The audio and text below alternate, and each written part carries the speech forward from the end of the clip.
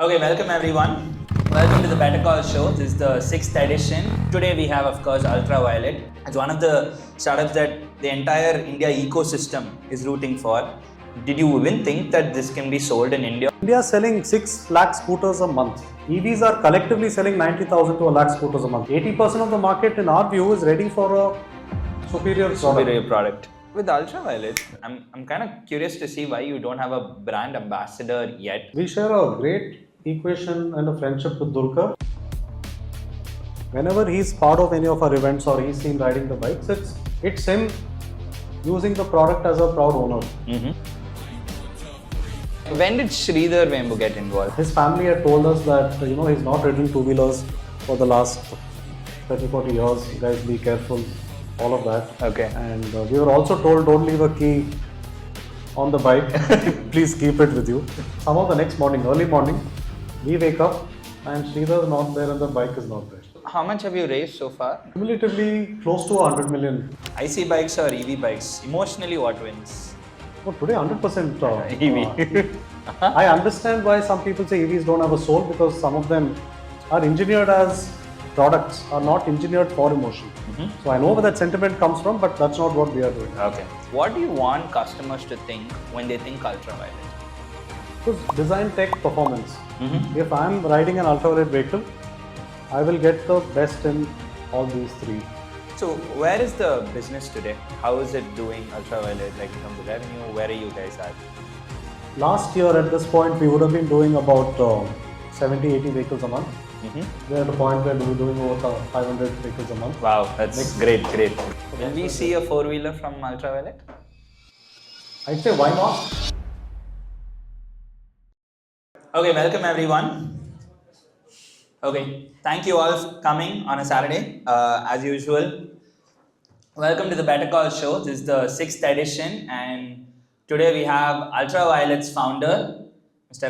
Narayan here. Thank you first, Narayan, for coming. It's truly special that we're getting, people of this caliber to come to Chennai and spend time with us. For people, just a quick crowd check. How many of you have attended the Better Call Show previously? Can I see a show? Great, thanks. I'm glad to see there's a lot of repeat.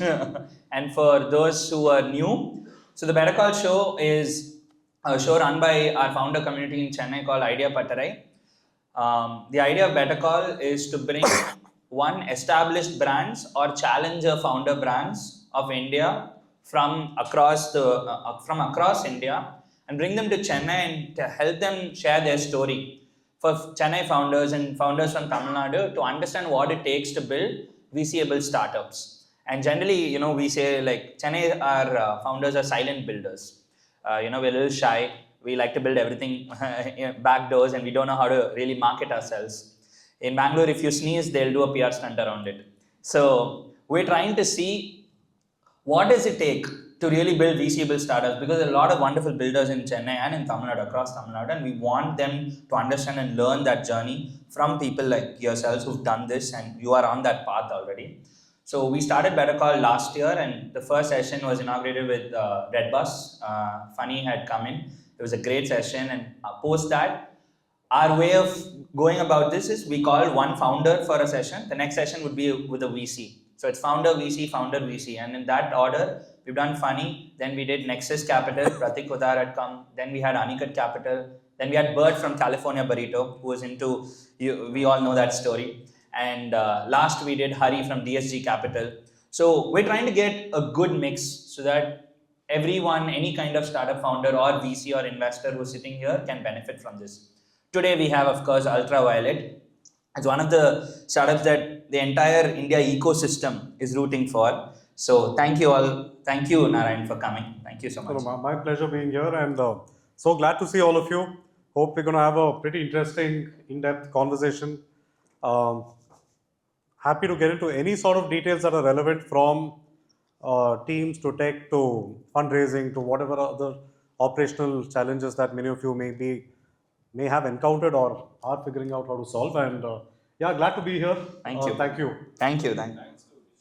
Yes, special thanks to Vishesh, and especially who helped us get Narayan actually. Especially, he's one of the earliest investors for Ultraviolet. Yeah, literally the first investor. Literally the first, the first, number one, I think. So, yeah, thanks. I don't think he's here today, is he?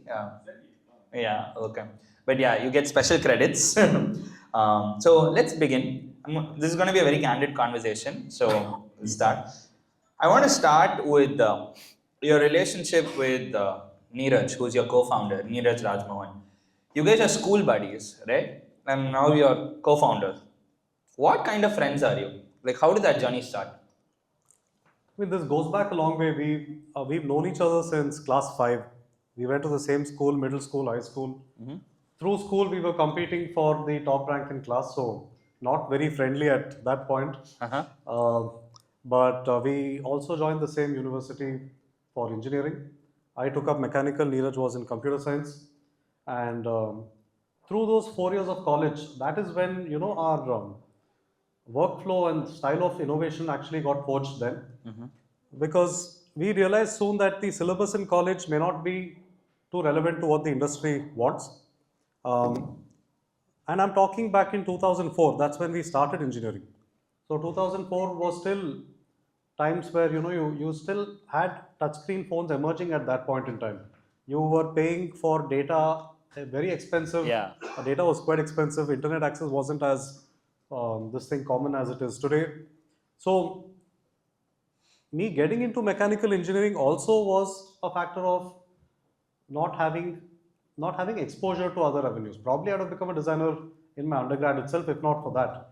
But I remember I got into a very good architecture rank through AIEEE. Oh. Because 12th you write everything, JEE, AIEEE, CET. Like every Indian. Yes. Same thing repeated in final year of engineering also. You write CAT, GMAT, GATE, GRE, everything, right? So yeah, been through all of that. But got a very good rank for architecture, but my parents were of the opinion architecture is going to be full of people doing substances. Really? Architects didn't have a very good reputation. Oh my God. So it was mechanical engineering. I was fond of building things through my childhood growing up in Bangalore, ripped apart different appliances at home, built various forms of things that move powered by wind, powered by mechanical systems, electronics, all of it. So the passion was there, but didn't have an outlet for it, right? So when Neeraj and I got together in engineering, that's when we figured a lot of these college fests were coming up. IIT Chennai had the Shastra, which was very popular. IIT Sarang. Sarang was the Cul Fest. Yeah. Shastra was the Tech Fest. Oh, Tech Fest. Okay. Yeah. Sorry, I am a cultural guy. So similarly, the Mood Indigo was the IIT Bombay Fest, and there was Tech Fest in IIT Bombay.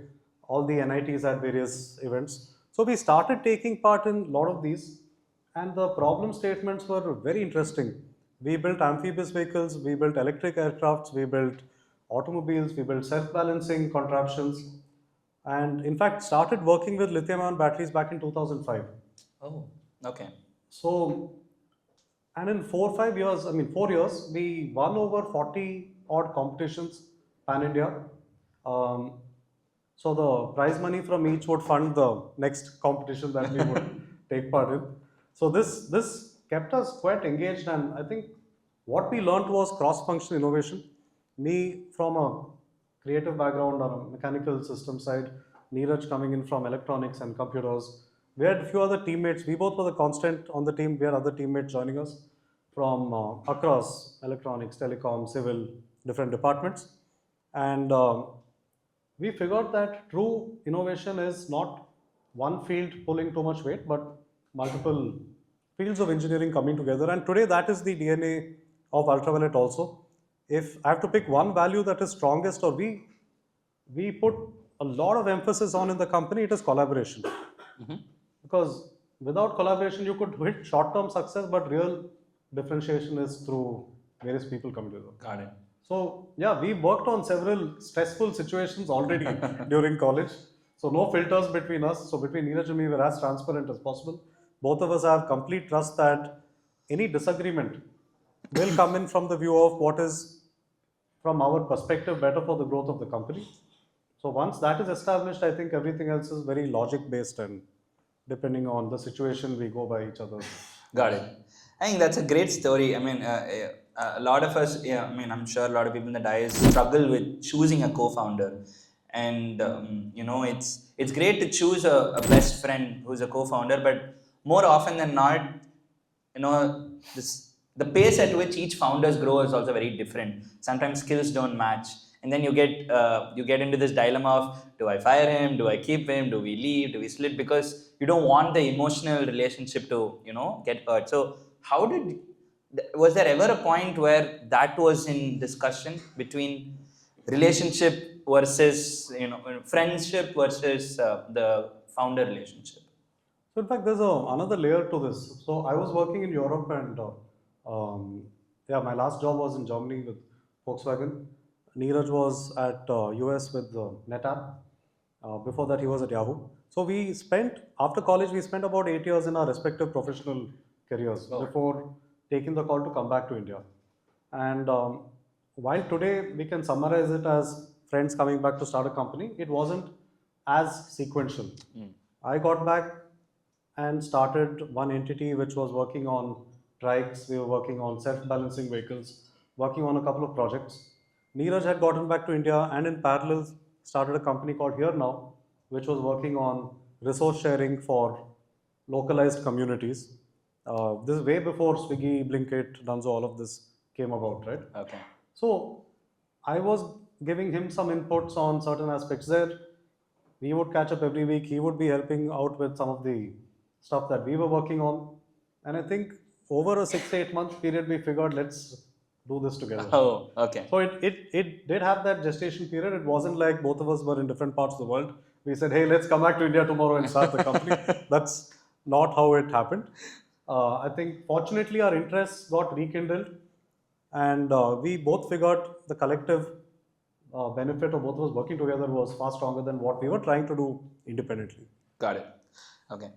Before we get into Ultraviolet, there are a couple more questions I want to dwell upon. Like your personal bike story. Like what is so fascinating about bikes for you personally? What was your first bike ever? Do you remember?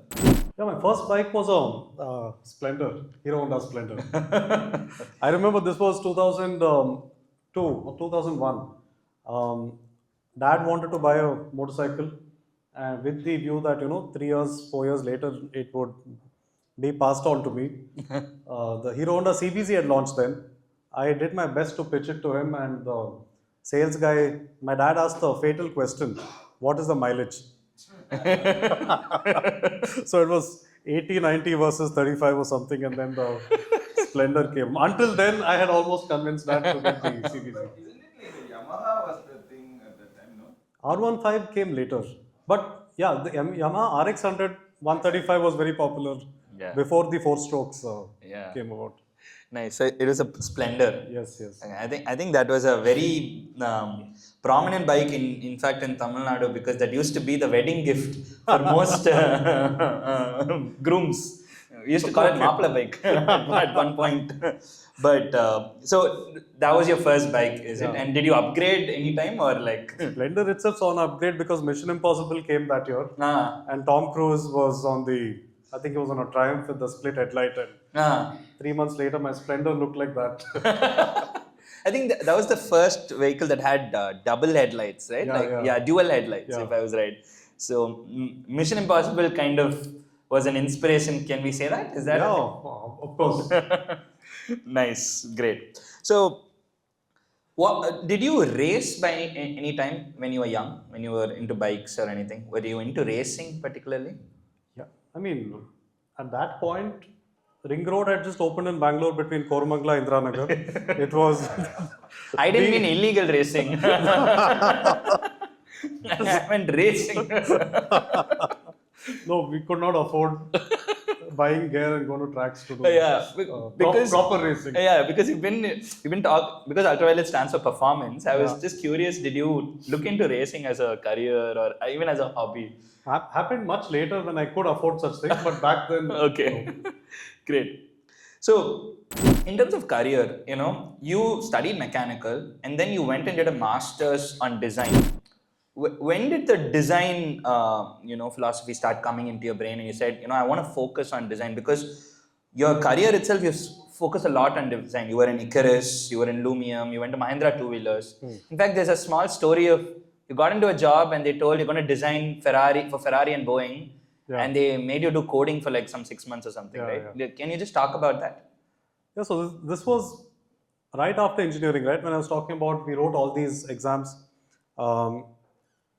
And thinking back, I mean, it's quite unfortunate that there were so many people with so much potential on engineering and tech and innovation, but a lot of folks succumb to just going into conventional coding, right? Sure. With companies like the IT companies recruiting people in hundreds from every college at that point. Yeah.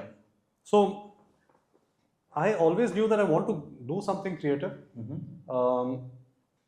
but got into one of the IT companies through placement, had an offer with another design studio in Bangalore, but conventional wisdom, when you talk to family and friends and extended circles, they say trusted company versus a studio where you don't have visibility into your career 6 months down the line. And so while both were at hand, I was more interested in the design studio, but things sort of nudged me towards the other direction. Okay. So I joined the company, and looking at my work and my portfolio, the HR had told me that I would be working on Boeing, and some of the clients include McLaren, Ferrari, F1 clients, right? Okay. And that was what the HR interview was. But when I started working, the first 2 months was just C++ coding, and no relation or no visibility into doing Design something or interesting. yeah. Okay. So I just finished my training. I didn't take up the full-time job. Okay. I think my probation ended and I didn't report to this thing. I sort of quit at that point. Okay. And I quit. I think that's the most pivotal part of my journey, because I quit without a plan B. A lot of times people wait to formalize or get clarity on what my backup is. But it was that frustration that led me to quit and then figure out. But what happened was, that was the first time in my life that at office we had high-speed internet. Okay. So for those 2 months, I researched the crap out of what the industry has to offer, what fields are there, and that's when I discovered NID. That's when I discovered schools in different parts of the world. I had a chat So with then you did masters, is it? Is that the timeline? Yeah, so I quit. I had a 4-month window before the entrance exams. Got into NID, got into a couple of courses, chose transportation design, and that's how I got into this. That's how you got into design. Okay, nice. So post work, and you would come back. You also started another company called Orxa Energies. What happened to that? What was the pitfall? Can you talk about that? So that was an interesting project that we worked on before Ultraviolet, where we were working on reverse trikes, where performance-driven vehicles, but you have the stability of 3 wheels. We had to figure out a lot on the engineering side, tilting mechanisms and modular batteries, a lot that we did in that 12-15 months of time. But somehow, I mean, we also started seeing that in that point in time, it was 2015, starting 2016 then, that the visibility into that segment taking off was not very clear. Okay. And that also coincided with Neeraj coming on board, and then us getting. Okay. So that's how you moved into Ultraviolet. Yes. Okay, got it. So this was right before Ultraviolet, like just a year before, I would say. Yeah. So was that were the learnings from Orxa, was that the foundation for Ultraviolet, or was that a separate journey that you said, let's get into two-wheelers independently?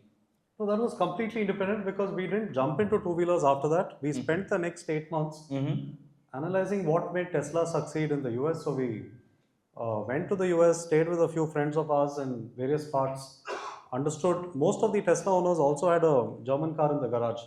But what made them want to be seen in a Tesla, right? It wasn't just about value. It wasn't about cost savings against petrol. It wasn't any of that. It was performance.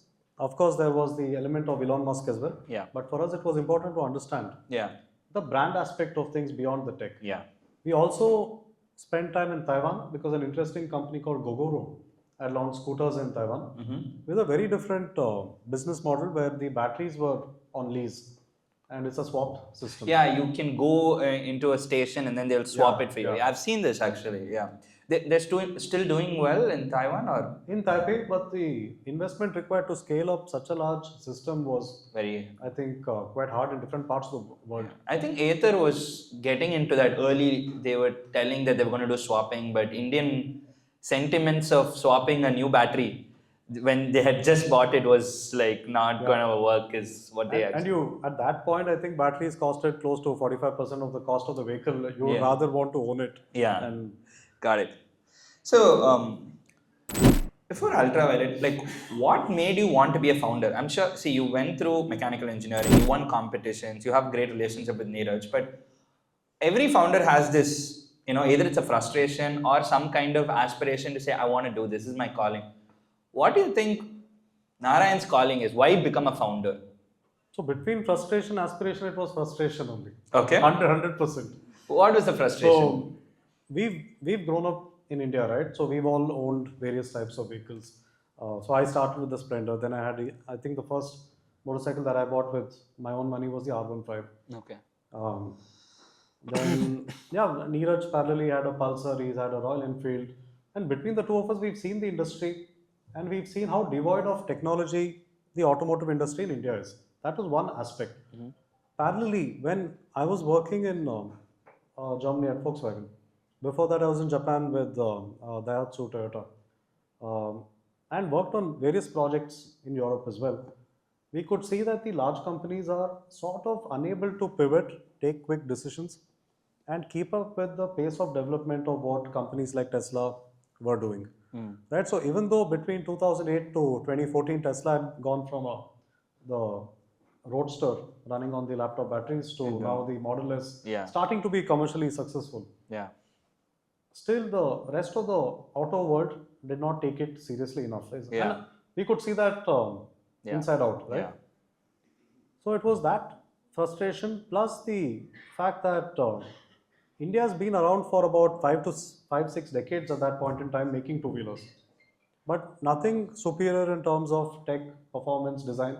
We always look at Italy, Germany, Japan, etc. But why can't we exhibit it ourselves? So that was the frustration. That was the frustration. Great. So, you when you guys said Orxa Energies, then you took 8 months and you started Ultraviolet. Can you tell me the conversation between you and Neeraj when you said, okay, this is what we're going to do, and these are going to be our roles, and give me one moment where your relationship was really tested, where you guys had an argument and you resolved it, how you resolved it. I think that would be very beneficial for founders here. I mean, we have a lot of arguments. It happens all the time, from discussing market strategy to product specs to product requirement documents, a lot of things, because you're balancing consumer expectation, you're balancing reality of the market, you're balancing fluctuations in supply chain and costs. So it's difficult.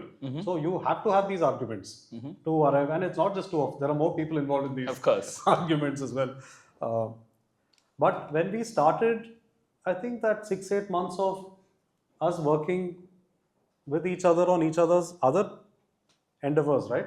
That was a running start to figure out that this is what we should be doing. And the history of having successfully engineered several innovative concepts during college and taken it to proof of concept, etc., was the confidence that we had that we'll do something interesting. Cool. So I want to get into now Ultraviolet itself, and I wanted to ask a fundamental question. This is like, you started at 2014 or 2015, if I'm right. Since you were saying you wanted to build something performance driven, why start with EV as the technology? Why not do IC engines? Like, because there is this big emotional, decision that people say, nothing like a combustion engine, the speed, the rev, the sound, and it's EV silent. So why EV? Why did you choose EV? So we were clear on this, and see, every time a fundamental shift happens, there is going to be some resistance. And I'm sure the same argument happened when horses got replaced by automobiles. Sure. Same argument happened when CVTs started taking over manual transmissions. Yeah. Right. So 10 years back, all of us would have said, I love my stick shift. I'm not going to drive automatic. But Yeah. see the reality of our traffic today, right? So I think different tech has different benefits. I'm not saying electric is better than IC. In certain segments, for sure, it is beneficial, better, more economical, more sustainable. Certain other segments, you probably need fuel to execute what the requirements are. Okay. So we were clear in urban and urban plus, right? EV definitely has a very strong value add. What we were clear on doing was it has to be exciting. We can't be devoid of the emotion. And all of us who have ridden motorcycles, of course, emotion is a huge part of it. And the fact that we've been through that journey ourselves tells you, I mean, we were clear that it cannot be how people describe EVs, right? That it lacks a soul. So for us, it was, what is the soul? The soul is that feeling in your gut when you put ballistic mode and you throttle. The feeling of soul is when you hear of course, our vehicles have a sound, it's not silent. Yeah. Silence comes from mostly the hub motor EVs, right? Hub motors are known to be quite silent. Yeah. But the moment you put a body motor in the chassis, you have a transmission and the motor sound as well, and that is closer to the feeling of a turbine, high frequency, than the rumble, low frequency rumble of an engine. Okay. Then we've got very advanced regenerative braking. We recover up to 30% of output energy via regen. Most other EVs recover about 5%, 5 to 8%. So that regen at high levels feels like you're downshifting from third gear to second gear to first gear. So we've got all the elements in place. So I would say the soul is there. Yeah. It is quite different from. I see. Yes. Got it. So define ultraviolet for me now. What is the idea of ultraviolet? What are you really trying to do? Tell that to the people out here. So ultraviolet, the way we define it in a one-liner when we talk to somebody is technology in motion. So it's broad. We're not a motorcycle company. There's lots of logic. Perhaps I can get into that also. Sure. Of why we started with motorcycles. But for us, it's about how can we innovate mobility. By mobility, I mean transportation. And we've done a lot, right? From figuring out batteries, motors, drivetrains, electronics for the only performance electric vehicle in the country, to being the first company in the world to introduce radars on two-wheelers as standard features, we've integrated our helmets with our bikes. You can talk to the motorcycle real time. You get alerts on the motorcycle, on the helmets. So it's a whole connected mobility experience. So what is the future? I mean, now we started with motorcycles. We're getting into other segments as well. We have the Shockwave coming, we have the Tesseract coming. One is in the dirt motorcycle space, the other is performance scooter. Post that, I think the next 3-4 years is going to be consumed with things on two wheels. But yeah, we do have aspirations of getting into multiple things within the space of mobility. Yeah. But when you started, was that how you thought about ultraviolet? Like, this is going to be a systems or a platform company on which you're going to build very proprietary technology and build motion vehicles? Or was it, no, I want to build a performance bike, and then the idea sort of evolved after that? Like, as a founder, I want you to tell that. So it was thought out very logically. Of course, there's a bias that we love motorcycles, but we didn't allow that to reflect on decisions on how to build the company.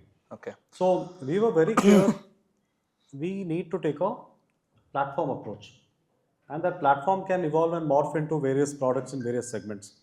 But the platform also means vertical integration, also means longer periods of time to build out the technology. We gave ourselves about 5 years. Then COVID happened in 2020 and 21. 5 became 7. Close to 8th year is when we first launched our motorcycle. What we did though was in those 7.5 years, we built out the entire tech stack on batteries, the BMS, the vehicle control unit, charging technology, today the motor controllers, and all of it, some of it does not exist in the industry for these power bands, and some of it that exists, we've gotten it to be 2 to 3x more efficient. For example, the chargers on the X47 today are smaller than your typical EV scooter chargers. Oh. All scooter chargers in the market output between 5 to 600 watt of charging power. We are doing 1600 watt of charging in a smaller form factor, lighter in weight. So, and this also was a 2.5 year R&D exercise. Okay. We hadn't developed it when we launched the F77. Oh, was This it? was taken up subsequently after that. Got it. So let's talk about the F77. This is the first motorcycle you had brought, and it is very specific, and I would say it's very niche also because it's a performance-based EV bike. I think India's first, I would say, India's first performance EV bike.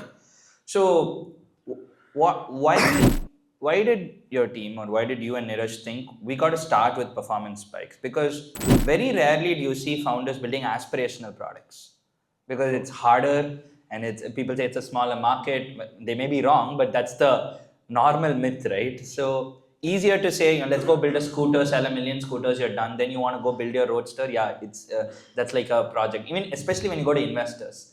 I would like to ask the investor side of it later, but why did you decide we're going to start with a performance bike first?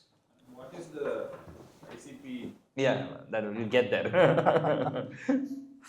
Cool. So why performance motorcycles? It goes back to our strategy of if you're building this for the long term. Okay, one thing I want to establish is some founders look at an opportunity from a business lens, where how quickly can I build the company, do an exit, and get out, which works for investors, for the founders. Yeah, in some scenarios it's okay, but for us, we were clear we're building this out of passion. So we are building this for the long term. So we're probably spending our lifetimes in what we're building. So an exit wasn't a motivating factor for us. So we were okay with taking a little longer. Of course, it needs us to convince people to invest in our idea and see that potential. But philosophically, we were clear on taking the longer approach because you're building everything ground up internally, and that is key to profitability. Now, in the EV space, the EV spectrum itself is so new that things like BMS systems, chargers, controllers, etc. are not at commodity costs. If you get it from a third party, you'll either get the base common denominator that they supply to everybody. In that case, what is your differentiator? You're giving the same range, same power, same features, right? There's nothing to differentiate. You have to build it yourself. And even in that case, the margins are quite high. It's 100, 200%. It's not your commodity 15, 20% margins. Yeah. Which also meant we have to build it ourselves. So there was a lot of merit in owning the IP. And to make it more complex, we started with the high end because our view was once we crack it for performance bands, going downstream is Much easier. Because if you go to fundamentals of physics, the most crucial factor for electric vehicles is heat management. Thermal issues are from the controllers to the batteries to the motors, everywhere. That is the largest engineering problem to solve. Yeah. Now, if you go back to physics, your heat and losses is your I square R function, right? Your I is your current. And if your power goes up 10 times, for example, the scooter markets today are between 3 to 5 kilowatt. Our platforms are between 30 to 50 kilowatt, and the F99 is even doing 100 kilowatt.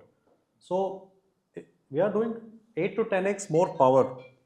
That means at that same voltage, 8 to 10x more current, which means your heat and losses is a square of that, which means 100 times more impact.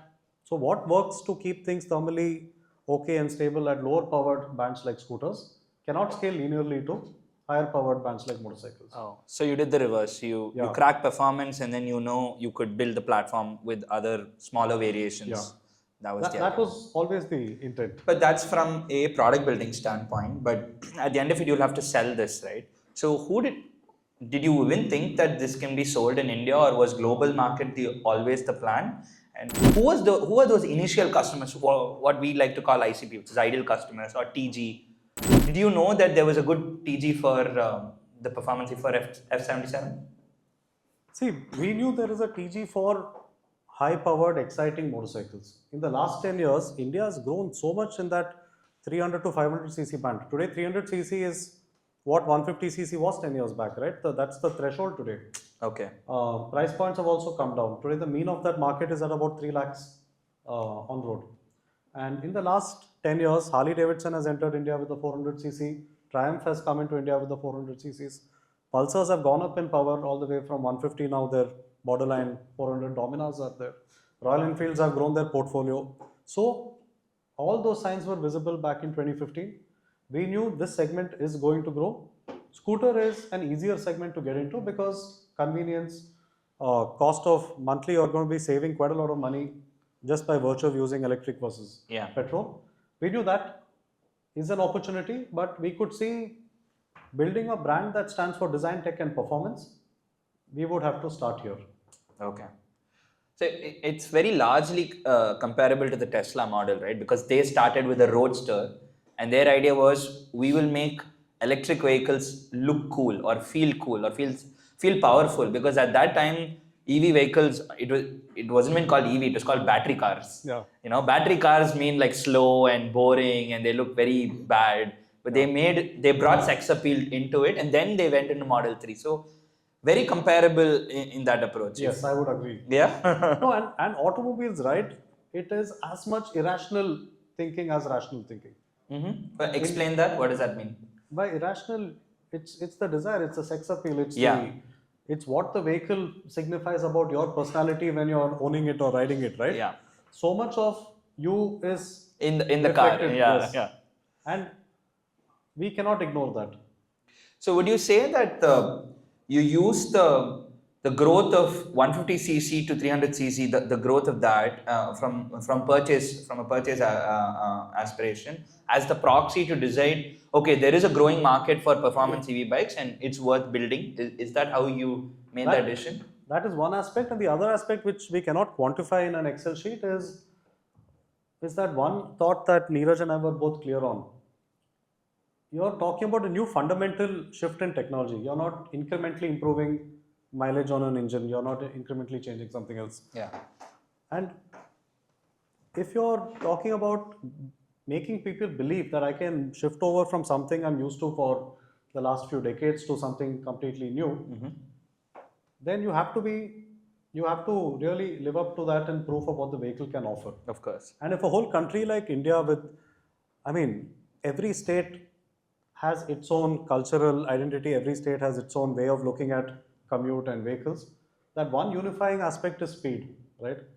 That one language that every motorcyclist speaks is performance and speed. So we were like, let's crack that. That will also go a long way in establishing that EVs can be a compelling alternative.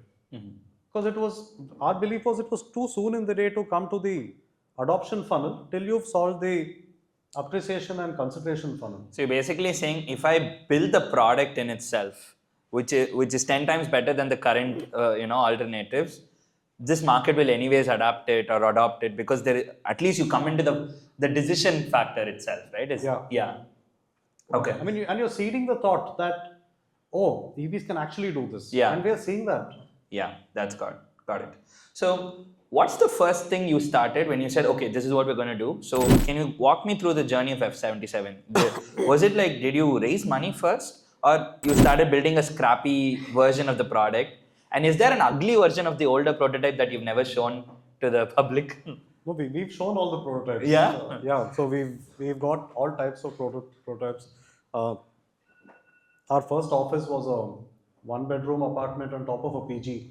Okay. Just so it feels like you're stepping out of home and working in an office space. Our second office was a favor that we drew from a friend, Roshni, who's a friend of ours. Okay.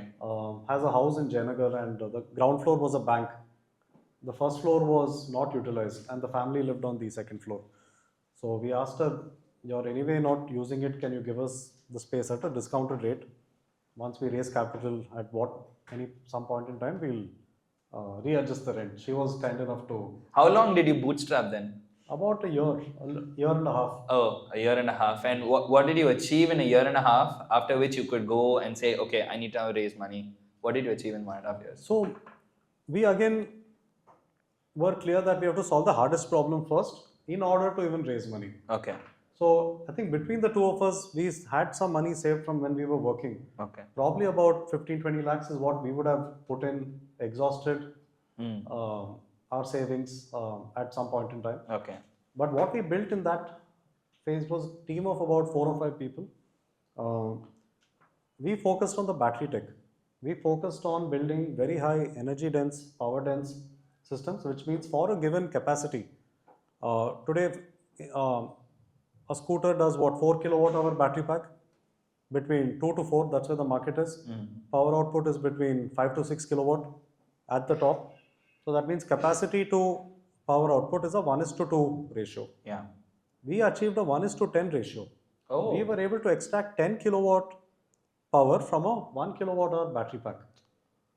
And then we put 3 of those battery packs and extracted 30 kilowatt of power, which was today is the definition of the power band of the F77. Oh, that's the innovation that you did. Yeah. Okay. And that is very critical to motorcycles because your average riding speeds are higher, your range expectations are much higher than on a scooter, which means your weight distribution is very different. The chassis architecture changes. So a lot of things change, but we did not overburden ourselves with all of those problems. We said, let's fix the battery capability first, because from there everything is inside out and we can build on it. Okay.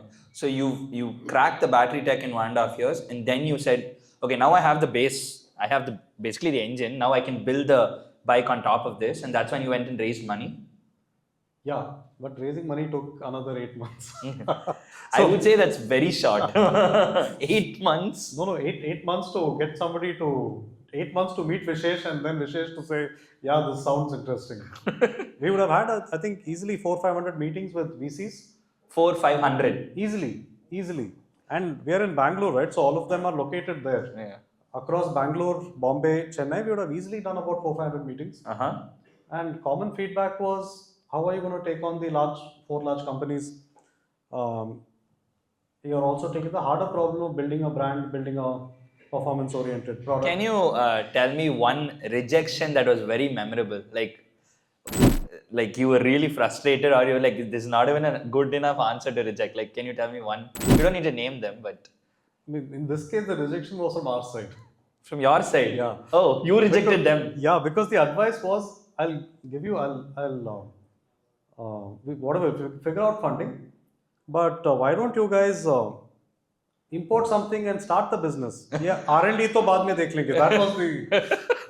So we were like, oh gosh, like this... Totally. Like, I don't think he ever got it. Yeah, but that was the view back then, because India had only seen e-commerce and... Well, it's important to say no also, right? At the end of it. And I'm sure you were desperate for money at that time also. Yes. So, I mean, that's something that founders should also learn. Like, just because someone's giving you money, if they're fundamentally changing your business, there is no point in that money. In fact, it's in fact doing very bad things to the business.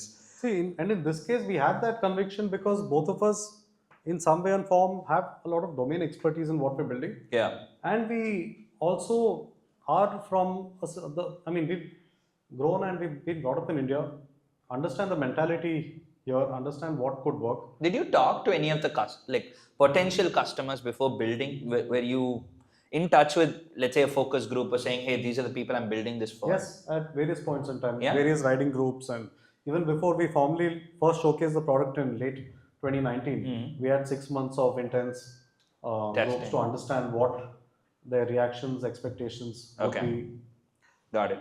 So then, of course, Vishesh came in, and then that was the first capital for you to start building the bike itself. And then there was another 5 years post that. Okay, got it. So when Vishesh came in, is it like the 10x battery technology, that's the core? Yes. Because then he was a DeepTech guy, right? Yes. So he was looking for that exponential technology that if you just crack that alone, there is value in it. Yes. So Vishesh knew inside out that approach worked, and from his perspective, he knew 4 or 5 years is a long horizon, right? And things could change. The circumstances may change. I mean, we're seeing the war affecting multiple things now. You could have various things that, throw a spanner in your plans. Yeah. And you might have to take pivots. But if the core is strong, then you will have the ability to take those pivots and move forward. Yeah. So for him, it wasn't about a motorcycle. It was about, these guys are building the fundamentals of the technology. It could evolve in various forms, but capability seems to be there. I think that's the learning for any DeepTech founder out here, that it's not that Vishesh or anyone is funding a motorcycle company. It's the core technology in itself that is 10 times better than the current standards at that time.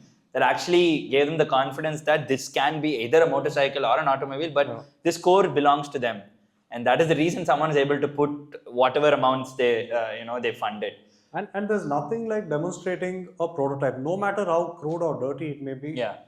And the battery tech that we had, of course, it was on a bike. That bike looked like a very badly, just a few pipes welded together, 2 wheels on it, and not too safe to ride. But we were able to demonstrate the innovation on the battery. The output, at least. Yeah. Okay. Great. So, do you believe then hardware founders should definitely build prototypes no matter how bad it is? Because there are some people who say, no, I want the best amount of funding and then I'll get the perfect product and then I'll go show it and raise money. So, what's your thought on building ugly prototypes? No, that waiting, perfection doesn't exist. You'll constantly be chasing perfection. My belief is functionally okay, but done in time is way more important than waiting for perfection of that extra 20-30% of refinement and then waiting to showcase it, because that time is your most valuable asset, right? And investors are also, they've met multiple companies. They are sharp enough to understand and not to gauge it by how crude the garage looks or your office looks or the prototype looks. That doesn't matter. Yeah. They want to see drive, they want to see passion, they want to see something working, especially if it's in technology. Sure.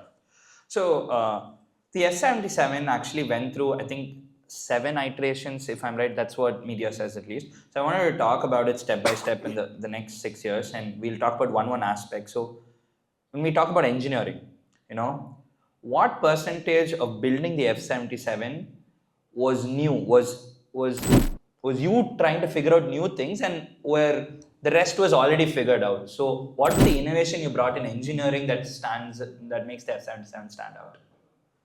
Yeah, so a lot more on the electronics, second level on the mechanicals, and a few things we did not want to get into redoing what is already well established. Okay. I'll just break it down in Sure, go ahead. Yeah.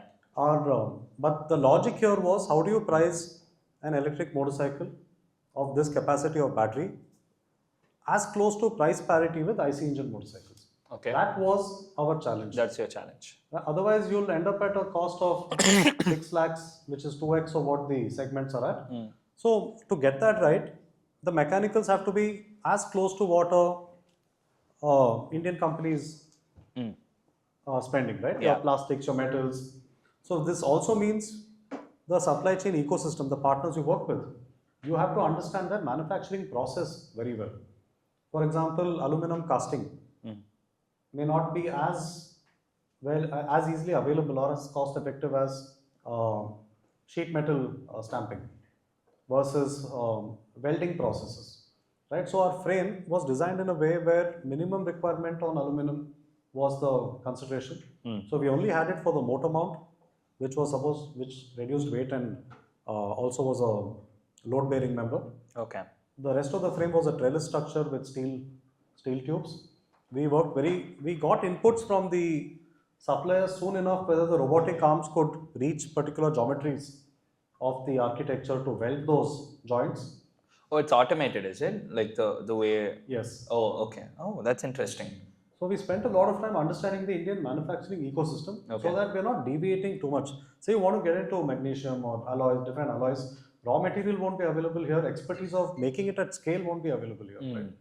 You can still pull off something at a 1 unit, 5 units, 10 units, but if the process is not available close to you at a efficient cost, it's not going to be easy to scale. Yeah, got it. But that was one. Second was on the electronics. Okay. Here is where everything pretty much had to be done ground up. The batteries, the BMS. We have today we're running the 14th generation of the battery management system. By generation 4, most of what is required from a compliance standpoint was solved. Between 4 to 14, it was more of incremental advancements. Reaction times have gone from milliseconds to microseconds. So a lot more efficiency has come into the system. Okay. We built our own vehicle control unit as well. We have a very, very different architecture. Instead of a single processor, we've split into 3 processors, and sort of each one is able to take up efficient load management. And this came in because a lot of the early engineering teams came from a aerospace avionics background. Because back in 2016-17, India didn't have people that had worked on battery tech. The closest industry where electronic safety was prioritized was avionics, where you cannot have a cascading failure on an aircraft, right? If something fails, you have systems that can take over the load. So that is the architecture that went into our battery systems. Yeah, I mean, that was a follow-up question. You've hired from ISRO, you've hired from Lockheed Martin, you know, some of these name brands that people would like, we all, like Skunk Works and people like these, people who we look up to. How did you convince them in 2016 for someone to come and work? Even in Airbus, I think you've recruited someone from Airbus. So how did you convince them to come and work on a startup which is focused on, you know, performance EV bikes? What was your pitch to them? So in some of the first few people, it was references through connects of ours. So we know people share a like-minded view on innovation. So a few of our early team members came in through either people that I knew or neither knew, but we were very clear that they're bringing in complementary skills to the team. Then when we started expanding the team on specific, so we have a lot of people from consumer tech, companies like Intel, Samsung, etc. Aerospace is one more domain and automotive is a third domain. So some of these people, right, wasn't very straightforward or easy because we didn't have a large funding, and people have been working for 8-10 years in one of these corporates also come with expectations on what they're used to and what they would like to get into here. So in a few cases, we worked with folks over weekends as consultants, and in 2-3 months time, they got interested in what we were doing. And where I think what is really cool here is you're part of a large outcome, whereas in a multinational company, you're a small cog in a larger. Yeah, large organization. Yes.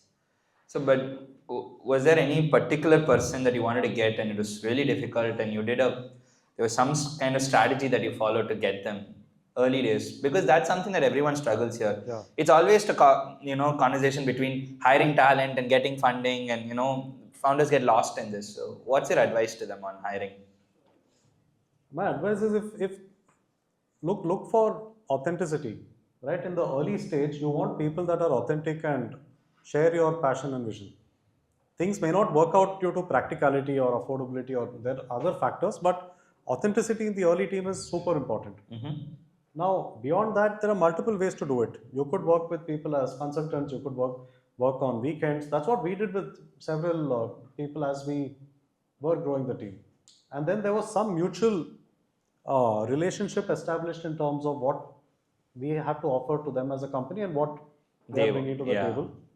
And so you slowly like gestate that relationship and then you sort of absorb them. And equity as well. Because the earlier people come in as more critical functions, I would say we should be you should compensate them. Liberal with equity. Even if you're not able to afford the cash component, we could always say that we'll fix that at a certain point in time. But now what I can do is put equity on the table. That's something you did? Yes. Okay, great. So back to the product. What's something that took disproportionately long for you to crack than you actually expected? Was it the battery or was it the engineering angle? What was it? I think batteries, because it took we worked on batteries for about 5-6 years entirely. So if we weren't making motorcycles, we'd probably be a good battery company as well. So batteries went through multiple cycles. I mentioned Gogoro that was doing battery swapping. Yeah. Back in 2015-16, we didn't know if India is going to go into swapping or charging, right? Different companies were running different pilots also at that point. So that's why we built 1 kilowatt-hour battery packs that could do 10 kilowatt output from each pack. Idea was for different formats of vehicles, we have between 1 to 3 batteries based on the requirement. But then 2019 is when we showcased the vehicles for the first time. While we got a lot of exciting reactions to the design of the vehicle, the performance, the 3 battery architecture at that point had a range of about 150-160 kilometers. And by that point, I think there were 2-3 scooters in the market which were already doing a range of 90 to 100 kilometers on a single charge. So people's expectations on range had also gone up. Yeah. Where one feedback that came in was, guys, can we at least do 200 kilometers of range on a single charge? On a single charge. So we went back to the drawing board. COVID happened right then. November 2020, no, November 2019 is when we showcased, and March 2020 we were in lockdown. Lockdown, yeah. Right, so we could not get into production as well. So we took that 18 months to re-evaluate our battery strategy. We went from modular batteries that were giving a range of 150 kilometers, and because how many modules can you insert? You can't put 4, 5, 6 modules to make up that range. So we went from that to a fixed battery architecture. We went from 18650 cells to 21700 cells because the industry was also going to shift in the future, but we wanted to ride that wave earlier to ease out the supply chain this thing, side of things.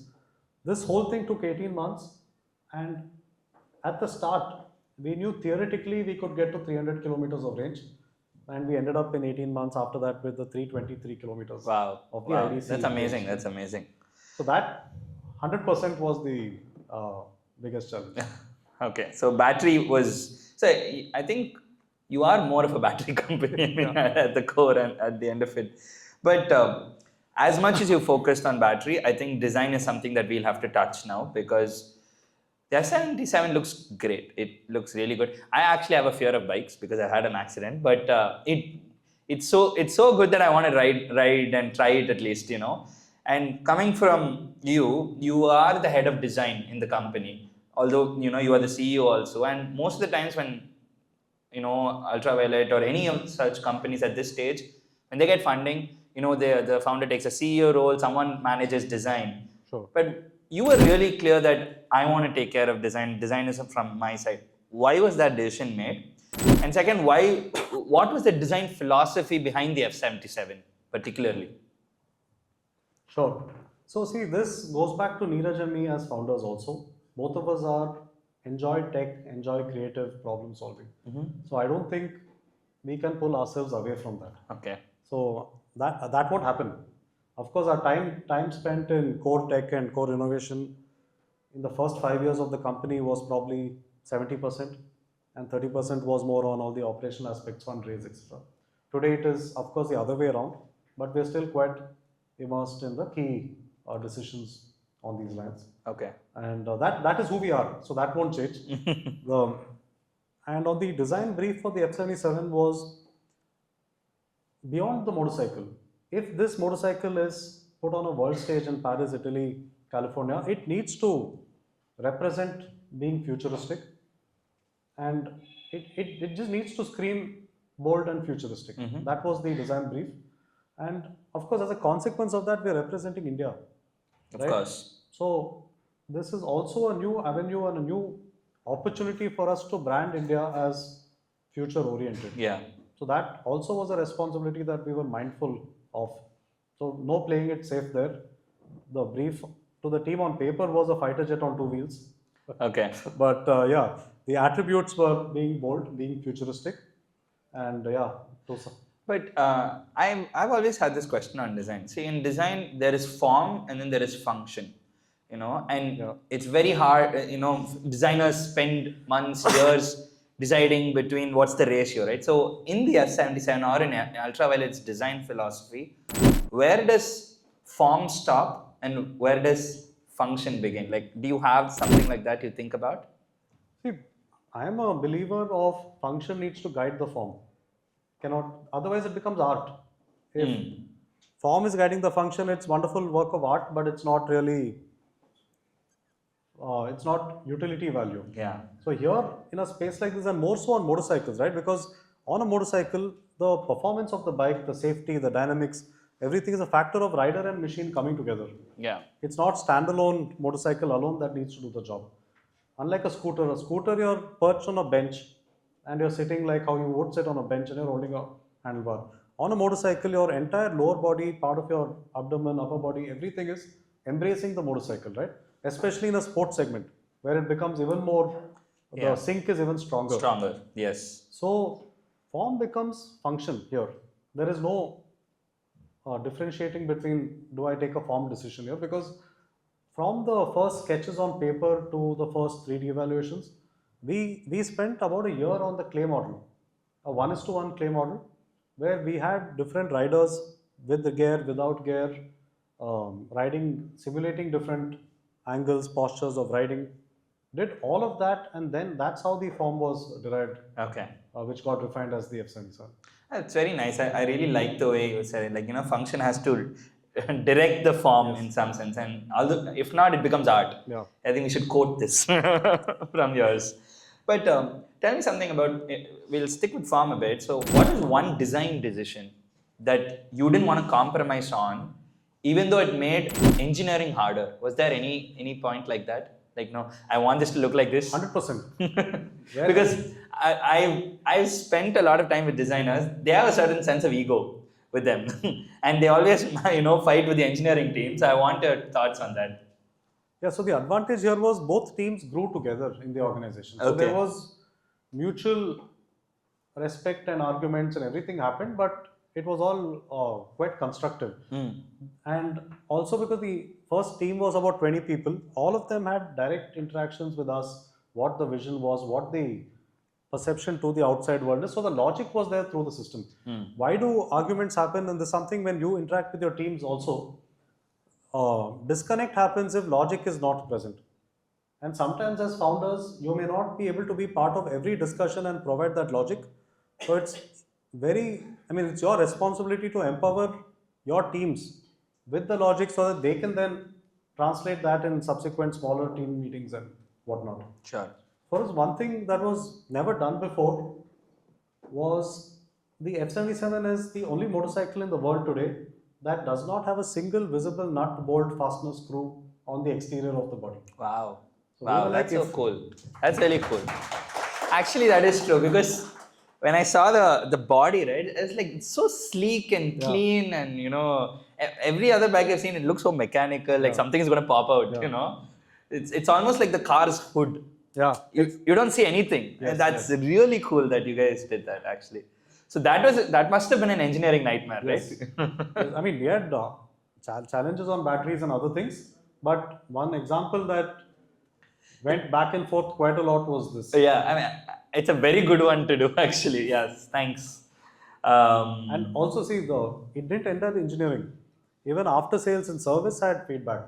What is my downtime to service this vehicle? So we had to take all that into consideration and figure out it's more complex, but we were of the belief that complexity is worth solving for, but not so impractical that taking the panels out is going to take you 2 hours. Yeah. So we had to get that to a 15-minute timeline, which meant a certain tools to access the panels had to be unique. That was a call that we took because access points weren't so simple that you can put a regular. Got it. So you needed certain special skills. So you went through those kind of challenges to achieve the finished look, the clean look itself. Yeah, I mean that's really great. Thank you. So I want to talk about 2 more things about the product, and then we'll move on because we are in short of time. But the software part of Ultraviolet, you've done a lot of innovation in electronics and battery, but I think right now the product is an entire system which has engineering, battery tech, performance, and then there's a system that manages that. So would you say the real IP is in the system, or is it in the battery, or how do you look at software and how has it given you a strategic advantage with other bikes? So software and embedded systems on the vehicle, the architecture is supremely crucial because from tech features to safety features, a lot is riding on software. Therefore, one of the very cool innovations that we've done, predominantly driven by software, is something called the dynamic stability control. So on our vehicle, we have the ABS, right? We have the dual channel ABS. We also have regenerative braking. Regenerative braking sort of stops the rotation of the wheel. And an ABS, in a panic braking scenario, ABS prevents the wheel from locking up. Oh. So in a panic braking scenario, both systems are performing counter-intuitive tasks. So this is where software compensates for hardware limitations. Is that software is able to guide the hardware in microseconds, milliseconds to say you take precedence over the other systems. Okay. And that is something you've built proprietary? Yeah, this hasn't been done in any EV, any two-wheeler at all. Oh, wow. Okay. Because we started building for higher speeds, higher performances, this was a part of the responsibility to take care of. So you as a rider don't have anything to do with it. It's integrated in the machine where between mild braking, active braking, and panic braking. The software can differentiate between that and prioritize region or prioritize ABS based on the scenario. Got it. So so you have patents for all of this, or all as a system? Where does the real proprietariness come? So some of it is at this level, some of it is at a component level also. Okay. So stuff like the BMS, the chargers, the vehicle control unit. We've now made our own motor controllers as well. All of these have IP both on the process side as well as the technology. Okay, got it. So we'll move into performance, and can you give the stats of F77 for people who don't know? What is the speed? Where is it like? So the F77 today does single charge range of 323 kilometers. That is the IDC Indian drive cycle number. Most of our users get between 240 to 270 kilometers based on the style of Driving, yeah. That is one. The second is power output of 40 HP, 30 kilowatt or 40 HP, which is in the 300-400 cc band. Equivalent performance. Acceleration 0 to 100 in about 7.5 seconds or so. Top speed of 155 kilometers per hour. And yeah, it is the same spec vehicle that we are exporting to Europe as well. So without any hardware changes, the same vehicle is retailing in India. That also goes to all our European distributors. I mean that. First of all, congrats on that. I think no one in India has achieved what you've done, so that's great. But when you, I wanted to keep this question for later, but since you brought it up, when you go into the European market, there are other players out there who are, if I'm right, giving better output, because I think Zero motorcycles are at a 90 kilowatt battery, if I'm right, and they're giving more output. How do you see Ultraviolet competing with these people? Because it's going to be a challenge.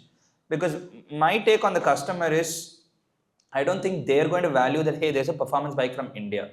They're really going to compare it apples to apples, right? Sure. Sometimes founders ourselves, we drink our own Kool-Aid and be like, yeah, we're the first. Sure. But what does it really add value for the Indian consumer or even for an European consumer? How are you going to tackle that? So you're right, Europe has a lot more motorcycles. There are entrants from China, few. There's also Zero motorcycles. There is Harley, the Livewire brand. Of course. We've got BMW with a few options. Have they come into EVs? Yeah, BMW has a couple of electric two-wheelers. Okay. But what seems to be the problem in Europe and what we see as an advantage is price parity with IC engine vehicles. Because the current EV options are all in the band of, say, 15,000 euro, goes all the way to 35,000 euro in some cases. Okay. IC engine vehicles in that 300 to 500 cc category are all in the 7 to 10,000 euro price band. Okay. The moment you significantly deviate, you get into a recreational use case and not a mainstream use case. We are now positioned at about 8.5 or close to 9,000 euro, right in the meat of the price band. So you are competing with the IC engine Yes. EV bike driver. That is the true market. Yeah, and you're basically saying I'm going to convert all of these guys at that price. Yeah. Yeah. Okay. I mean that's smart. But for India, do you see this as a challenge because you've taken performance as your core? Of course, that comes performance versus affordability. You spend quite a bit, and the price point is at about 3.5 lakhs, if I'm right. F77. F77 starts at 3. The X47 is about 2.5. 2.5. Yeah. So that is still pricey for the Indian consumer, right? So how would you convince? What is the pitch for an Indian consumer who's probably buying a Pulsar or an R15 to switch to Ultraviolet? What would you say to them? See, two things. One is the performance. You're getting equivalent or better performance based on which category you're looking at. Second is the amount of technology. It's so tech-packed, and today the world is moving towards tech-enabled systems, right? If you looked at how the Korean companies disrupted the car industry, Yeah. it was so much on how much UX and tech they brought in. True. So it is a lot of that. It's a lot more safety, and beyond me articulating it, a test ride will do a much better job of showcasing what the capability is. Yeah. And it's an automatic drive, so you don't have to, in our crowded traffic conditions, you're not really sifting through half clutch and first gear, second gear. So, Oh, that is solved, is it? yes. Okay, I'll drive then. Will definitely drive it because that was a very major challenge. And each bike changes how you shift the gear is also. When I drove, it was like everything is down gear and this is all up gear. Then everything one is down gear. Now everything is up after that. It was so confusing. I gave up bikes. Well, the advantage of a motor is that we can maintain torque through the RPM band, and engine cannot do that. An engine provides. That's why you need 6 gears to. Okay. You get 500, 600 Newton meter of torque in gear 1. And subsequently reduces through gear 5 and 6. Got it.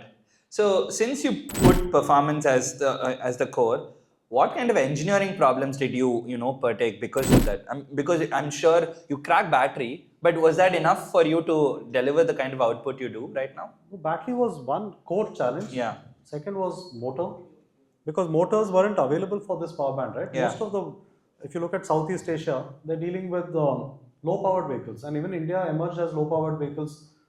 2 kilowatt output slowly grew to 4 and 5 kilowatt today. Yeah. So these companies do not have to solve those problems on thermals. And on the motor side, motors for this band, 20 to 50 kilowatt, did not exist. We in fact started working with a company that was developing aircraft motors. Oh. So these motors were actually used on electric aircrafts at some point in time. Of course, in an aircraft, you have the propeller giving a lot of ready airflow. So thermals was not an issue on an aircraft, but we had to solve for the thermals here. So it was a co-development between us and them on the rotor and the stator, and multiple teams worked together on this. And today we've sort of gotten that to production, solved for thermals.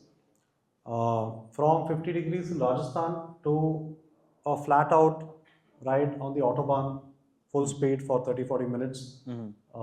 That is what we've engineered the systems for. The VCU was equally critical, because that is sort of the brain of the vehicle that is empowering different systems, different points in time, maintaining safety, the cluster, connectivity, all of that. So I think these were the 3. Okay, got it. So today, if someone wants to replicate what Ultraviolet is doing, whether it's competition or a big player trying to, put you guys to the ground, what do you think is going to be something that they're definitely going to underestimate? And they say, it's fairly simple. Let me go put an R&D team and get this going. How difficult will it be to copy, what Ultraviolet is doing? I mean, copying won't be the right word, because in mechanical systems, you can reverse engineer things. Yeah. On electronics, it's very complex. You can get the basic layout of a PCB, but you won't know the logic behind why things are populated in this way and form. You also have no view into the software side of things. Yeah. So electronically, very hard to copy or reverse engineer. But I think we still need more companies doing this. It can't just be 1-2 companies in the country doing this. We need the large guys and more startups across robotics, transportation to energy systems to get into this. Okay. Because the market will get. Yeah. Yes. Yeah. You need more people attacking the problem. But I think for Tesla, BYD attacked them too much and kind of took the market from them. But I think the most critical part, another way to answer that question was how to enable people to do this. The most critical part is getting the right people. Because we've seen it takes collaboration between people from different industries to solve challenges. Yeah, I mean, you've got people from avionics to solve battery tech for a motorcycle company. So that's the kind of cross collaboration it takes. But would this be a call that a conventional automaker takes? May not. May not. That's the challenge. So I asked a lot about what the F77 is. Is there something you really wanted to add into the F77 that you consciously did not, either because of price or because of time, something that you wished you had it in F77? We always do. Yeah. For every product that we make, there are so many things that we want to pack things. Something, one thing that you wish, I really wish I did this. Nothing that comes to mind, because we maxed out. We knew it's our first product. We can't go wrong. The only thing that we added later to the X47 was the onboard charger. Okay. But apart from that, we have everything functioning. Oh, that's great. Nice. So today, before this, 2019, you said, you did the first media launch, and then of course COVID came in, and then you had another 3 years before you started production. I think during the first media, you got feedback that at 50% charge, the performance output was, not as much as what it was during the full charge. And you went back into R&D. What was that phase like? For 3 years, you had to really go back and, build the battery tech or whatever that happened. Can you explain that phase? So that, what you're talking about is more about repeatability in performance. Yeah. At 90% state of charge versus at 25% state of charge, you still want a similar acceleration, similar performance. Yeah. Performance should not degrade based on a pillion sitting on the vehicle. These are all real world refinements that we sort of solved in that time when we migrated to the battery architecture. Okay. So in terms of absolute specs, can we push the bike more than what it can do today? Yeah. But now what we've done is designed for consistency. Okay. Where at 90 and 30 you still get the same kind of torque and yeah. Got it. So today you have 4 products, if I'm right. The F77, the X47, and you have the Tesseract scooter that's coming, and then you have the Shockwave. Yeah, right? So there are 4. And 2 of them are yet to launch. Yes. So it's firstly, if you could tell the difference between F77 and X47, why should a consumer buy this and that? And why create new products? Because generally, isn't it better to take one product, hit the market really well, scale it, and then go into the next? But whereas you've taken more like, I built the platform, now let me build products for various kind of customers. So walk us through that. So for us, like I said, technology in motion, that's what we do, right? And if I was to take one example of a company, let me ask you about a Honda. Now, Honda makes scooters, motorcycles, superbikes, they make cars, they're into robotics, aerospace, a lot of what we want to do, right? Yeah. So what is Honda? It's not a product company, it's a platform company, and the core is engineering and innovation. So our view was, true success is to scale into that kind of ability, where different markets in different parts of the world, you have different products catering to those markets. Okay. Well, some markets do well in scooters, some markets do well in more off-road adventure bikes, some markets do a lot more cruisers, some are into the culture of performance motorcycles. So I understand that logic, but when you're small, right? When you're a startup and you're nimble, there's only so many things you can do at a certain given time, because when you start a product, there's a team, there's focus, there's funding involved, there's inventory, manufacturing of those, and doing the dealership network and selling these products, right? So naturally, when you build another product, it takes its own time, its own challenges in terms of building and product. So between managing inventory and marketing for 2 different segments, and then figuring out funding for that till you get to a certain scale of profitability, isn't it more challenging? I'm asking a very fundamental question, but I want to hear it from you as to why you did that approach. It is operationally more challenging. Yeah. But if the bandwidth allows you to do it, the way we did that, right? By 2023, F77 was complete. Okay. 2023 is when the X47 project kicked off. Okay. 2025 we launched the X47. Okay. And X47 and F77 share the same powertrain. Okay. 2024 or late 23 is where the scooter and the Shockwave and Tesseract kicked off. Okay. So we've had, from an R&D side, we made sure that there's a milestone in it, stable, and then we moved on to the next platform. Okay. Now, go-to-market is more dependent on the network growing, the GTM strategy for each of the products, timelines, etc. Got it. So can you tell us now the difference? Who should buy an F77? Who should buy an X47? And the other products like? So the F77 is an all-out sports-oriented motorcycle. So it is a lot more provocative in terms of design, a lot more committed riding as well. So yeah, if someone's into a more selfish reason to own a motorcycle, it's as simply put as that. That is the F77.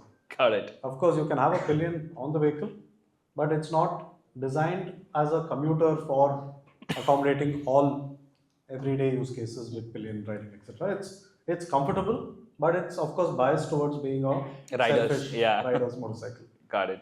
X47 was logical for us because we built the brand, we built what the performance capabilities are with the F77. But of course, we knew that's a smaller slice of the larger pie. Okay. X47 is now a wonderful motorcycle for all urban and urban plus use cases. So anybody riding a street motorcycle from a 150cc to a 400cc off-road motorcycle, you will have something to appreciate in the X47. Okay. It's super comfortable, suspensions, ground clearance, everything is designed for Indian roads. Bangalore, our roads are itself good testing grounds. So the intent there was to make a bike that can take care of all your urban and your weekend rides. Okay. And what about the other two that are up and coming? You want to share something about Tesseract and Shockwave? Yeah, so the Shockwave was a motorcycle that came up without a business plan. Okay. So our teams at R&D, I mean, of course, our extended teams are also very passionate motorcyclists. Okay. So in the free time, there was a project brewing. We had some spare components, some other motors, some versions of battery packs that were being experimented for other platforms. So this sort of happened across a year. And we said, okay, if we're doing it in our free time, let's do it. So this happened, and then we started riding it. All of us fell in love with it, and we're like, this is Let's the launch it. closest it comes to that RX 100 135 in terms of that two-stroke acceleration, very lightweight. It's a riot on the roads. So that is how the Shockwave came about. Just conviction based on something we experimented and we felt it's going to make a difference. Okay. Tesseract was more logical. We knew the opportunity in 2016 when we started the company. There is a market for scooters which is readily an available market. Sports motorcycles is what we started with because we wanted to build the higher tech first. A lot of other things. The FAME subsidy was in effect. Every time the subsidy changed, the market share of different brands also was affected. So we wanted to launch or get into the scooter segment at a point in time when the market is stable. Okay. And we have benefits coming in from our motorcycle platforms. Okay. What we're today able to do is at a similar price point to the median of the market on the scooter segment, we're able to offer 3 times more power and much faster charging speeds and higher range. Yeah. It's actually one thing, I mean, I've seen the pictures of the Tesseract. It's the first scooter that I like, which seems like men can like it, because generally scooters have been sort of marketed towards women. But the Tesseract, first, from the name and from the way it looks damn cool, like almost like a safe bike. Yeah. In some sense. Yeah. So I really liked it, and I'm looking for, when is it launching?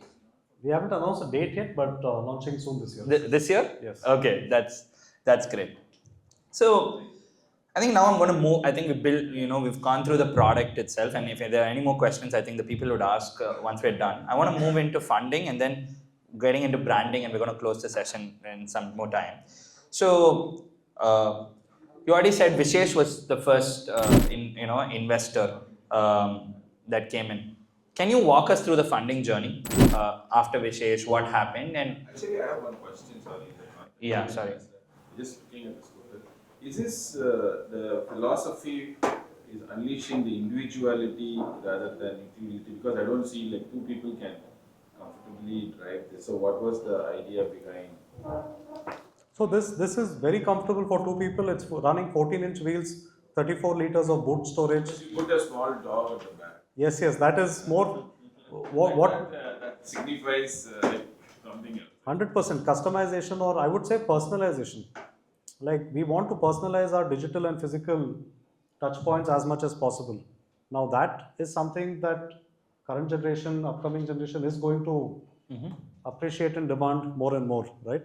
So that is something we are accounting for in terms of accessories and possibilities for you to make the vehicle more unique to yourself. This for 2 people. Yes. Yeah. But it's its own journey, because you're going to be hitting the big guys with Ather and Ola already, having huge market share.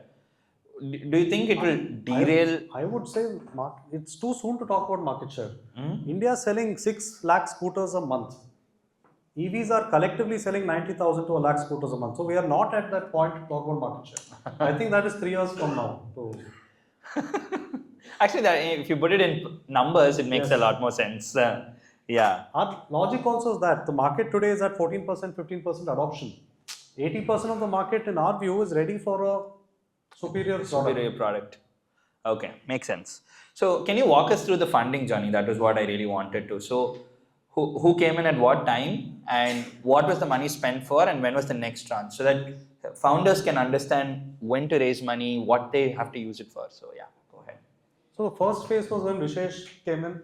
Along with him was Dulquer Salman. Dulquer Salman. Put in some money from his side as well. Okay. And this sort of helped us get to the next two levels of prototypes, where the batteries got smaller, lighter, retaining the same power density, energy density. Helped us build the team from 3-4 people to a team of about 15, Okay. 15 engineers. And I think every person on the team was a department at that point. We had about 8 tables in the office. Each table was a department. That's how the engineering, yes, this R&D battery, I guess. Yeah, perfect. Yeah, so the first money went into just expanding the team to get core talent, which we knew we were not the experts on. So yeah, so the team grew in terms of another person joined on design, one more person on engineering and building things out from a prototyping standpoint, embedded systems, power electronics. Then there's already 4 of us. So this probably was the first, and digital modeling, because we're building out and validating things on CAD. There was somebody from engineering validation simulation as well. So the early money was building the right, hiring the right team to get things going. Yes. Yeah, and then this was at what time frame? What timeline? 2016. 2016. So or starting 2017. 2016, 2017. After that, what happened? So the next 4 months, we sort of advanced from the first crude and dirty prototype to next crude and dirty prototype, but lighter, faster, and the batteries got a little more advanced then. Okay. BMS had evolved by 3 generations. So all of it happened in 4 months. Wow. And I think in that time frame is when the next round happened. Okay. This is when TVS Motors invested along with Kumar Vembu. Okay. Kumar Vembu Yes. from GoFrugal. Yes. Okay. So great. he has been one of the very early supporters of the Nice. company. How was the pitch like to him? Was it different from Vishesh, or what did he believe in that you think he invested in you? I think it was less of a pitch and more of a brainstorming session. Okay. Because he's very, very hands-on. Okay. And I think if there is logic in what we're discussing, he's very appreciative of what the founder's vision towards the future are. Then it was more about him understanding how we're building the tech, how we're building the company, how we're looking at navigating risks in the future. It was a wholesome discussion. Okay. Nice. Then what happened post Kumar Vembu, and what was the journey? I think 2 more years of R&D happened. And 2022, late 22 is when the Lingotto group, which is part of the XOR group, based out of Europe, and Qualcomm Ventures. Qualcomm came in, yeah. Both of them came on board in 2022. We had been working with Qualcomm for a long time on the tech part, on the processors, chips, etc. So that R&D relationship sort of translated into interest in what we're doing as a company. And then they came in. Yes. And post that was Zoho, if I'm right? Zoho? Yeah, so I think 1 round before that and 1 round post that. Post that. Yeah, when did Sridhar Vembu get involved? Because there's a very nice story that I know of, which I'd love to hear. This was sometime in early 2019 is when we first met him. And we went to Tenkasi to meet him. He had come back from the US and was setting up the Zoho facility there.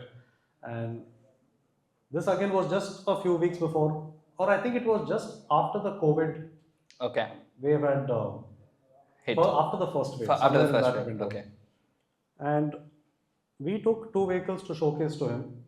And we got in, his family had told us that, he's not ridden 2-wheelers for the last 30-40 years. Guys, be careful, all of that. Okay. And we were also told, don't leave a key on the bike, please keep it with you.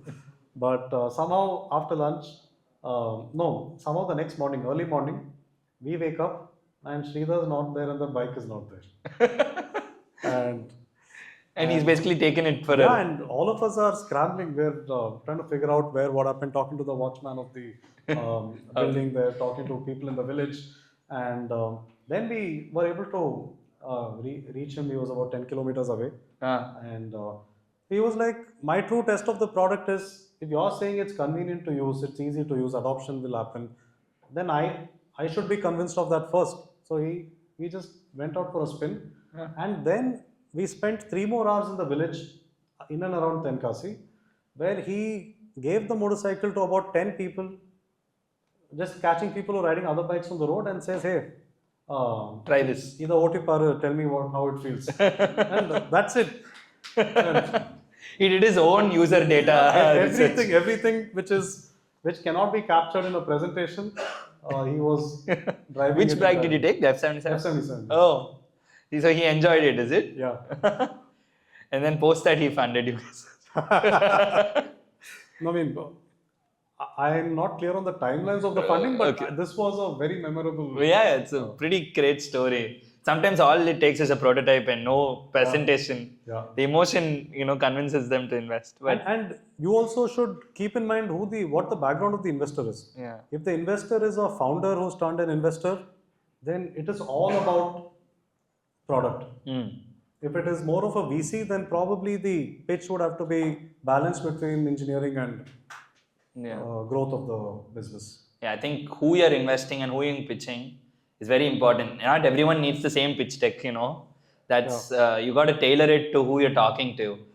So when you raised funding, did you how did you know how much money you needed? Because see, DeepTech, if entrepreneurship is delayed gratification, DeepTech is the epitome of delayed gratification. Because you really don't know when the product is coming until you crack it. So if I ask you how much money you need, you'd say I still need $100 million more, because there is no line. So how did you know at this round I'd ask X amount of money, this will give me runway for 2 years? How did you go about fundraising? I think we keep in mind a runway of about 18 months from an operational standpoint, and also based on where the project is. We should do a real estimation of what is the talent or people required to push it to the next stage. And now costs get multiplied also. For example, our first 2 years of testing the vehicle was on Outer Ring Road in Bangalore. There was one stretch between Kanakpura, post Kanakpura, where the Outer Ring Road was sort of blocked off. Oh. We had a 2-kilometer stretch to do testing 150-200 kilometers without any danger to anybody, because there was nobody else on the road there. Okay.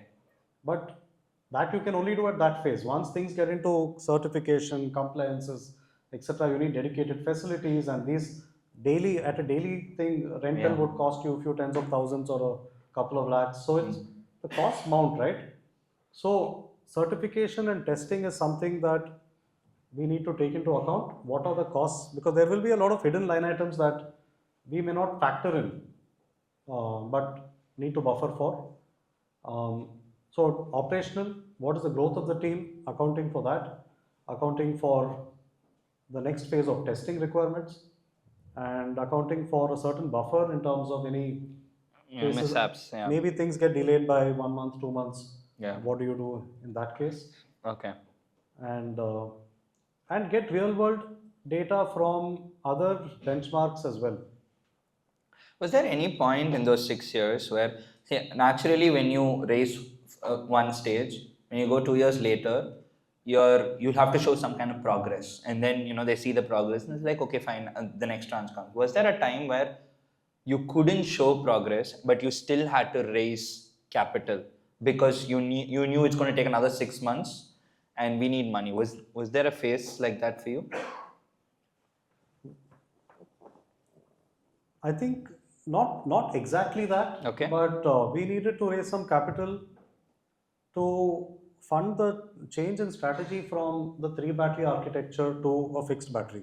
Okay. That also got compounded with COVID coming in, market sort of withholding investing. You know how complex it was. Yeah. Right? So that is something that wasn't part of the plan. Okay. But feedback that we took back to our investors, discussed this, that this anyway we're not getting into production, but we think it's wise to change the whole architecture on the battery pack because the benefits are multi-fold. And now we know for certain segments of vehicles, India is not necessarily going into swapping. That information had come up as well. So you made that call. So you had to go into that. So how much have you raised so far right now? What's the total? Cumulatively, close to 100 million. Close to 100 million. So what advice would you give to a deep tech founder here today who has to go about raising money and building deep tech? See, raising 100 million is no joke. It's very few people actually get to do it. Just a follow-up. If you have to do a 100 million fundraise, right, you're talking about few billions of TAM or rather addressable market. But how do you map that out? See, in our case, at every stage, what helped us stay or be exciting to an investor is the aspect of profitability. A lot of companies in the EV space have burnt money to get to market share and are then figuring out unit economics. But for us, we knew that wasn't a route that we wanted to take. So from vehicle 1 to the scale up, there is some, of course, profitability in the EV side is nowhere close to the ICE companies, but we will get there in about 3 years of time, but we are on the right track to doing that. So that was one aspect. The TAM, which unlocks India plus global markets, was another important aspect there. And the structure of starting with the slightly more niche segments and then getting into volume segments helped us tackle operational challenges on supply chain, production, scale up, distribution ramp up in a more methodical way than, say, from month 1 I want to try and do 10,000 vehicles. That also brings with it. What is the trading multiples generally in the, let's say for example, I build $1 billion company in SaaS, I can tell it's going to be valued at least somewhere between 7 to 10x multiple. What would be that range in a company like a EV company like this? See, that number also would have been different in different phases in time. I'm generally asking, like the range. What multiples, like revenue multiple? Revenue multiple would be at between 5 to 10x. Yes. Similar to like a SaaS company. That would be India. Maybe other markets would value it even more aggressively. So, coming back, so what would be the advice that you'd give to a deep tech founder on how to go about fundraise and how to build deep tech from India? See, that strategy also depends on the phase of the company. If it is super early stage, what the investors are, probably break it down into early, middle, later. Earlier stage, investor wants to see domain expertise. And ideally not a single founder, ideally 2-3 founders, because deep tech has so many verticals, it's impossible for one person to handle everything end to end. So an investor would like to see domain expertise and at least 2 founders or 2 to 3 founders. No harm if it's more, but that has to be covered. Also, some form of progress on a real world validation, without which it becomes very hard to value what the potential is. And like investors have also come across in various parts of the world, various claims that have not been substantiated. Billions of dollars have gone into EVs in the valley. Chinese capital, American capital, so much has gone in. Companies are now, from car companies to truck companies, there's so many companies that are now defunct. Did a lot of SPACs to raise, went public, did SPAC architecture to raise capital. So the requirement of real world validation, as I would say, I would argue it's become even more important today than it would have been 10 years, 10 years back. Got it. Okay. So moving on to the brand and marketing of Ultraviolet. First of all, what's with the name Ultraviolet? How did you guys arrive on that? So we wanted to have a name that is international, and also one factor was, in due course of time, does it have potential to become a legacy kind of a name?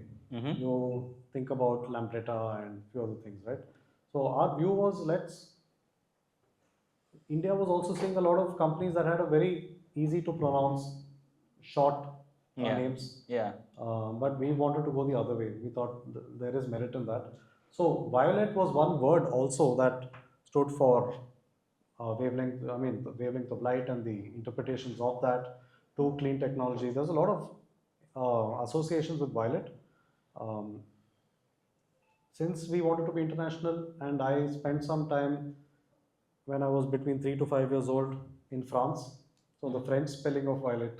Yeah, because you have a complicated spelling of Yeah. ultraviolet. So It's VIOLETTE, Correct. right? So, which is, I was like, Yeah. why? So in French, the masculine term is the color and the feminine is the flower, violet. And because we're working on high tech, high performance, ultra got prefixed to it. Okay. And then we're like, oh, ultraviolet sounds. and it had very, very strong recall value.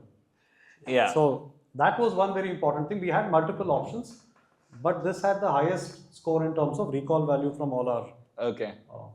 I mean, one good thing is no one will short it.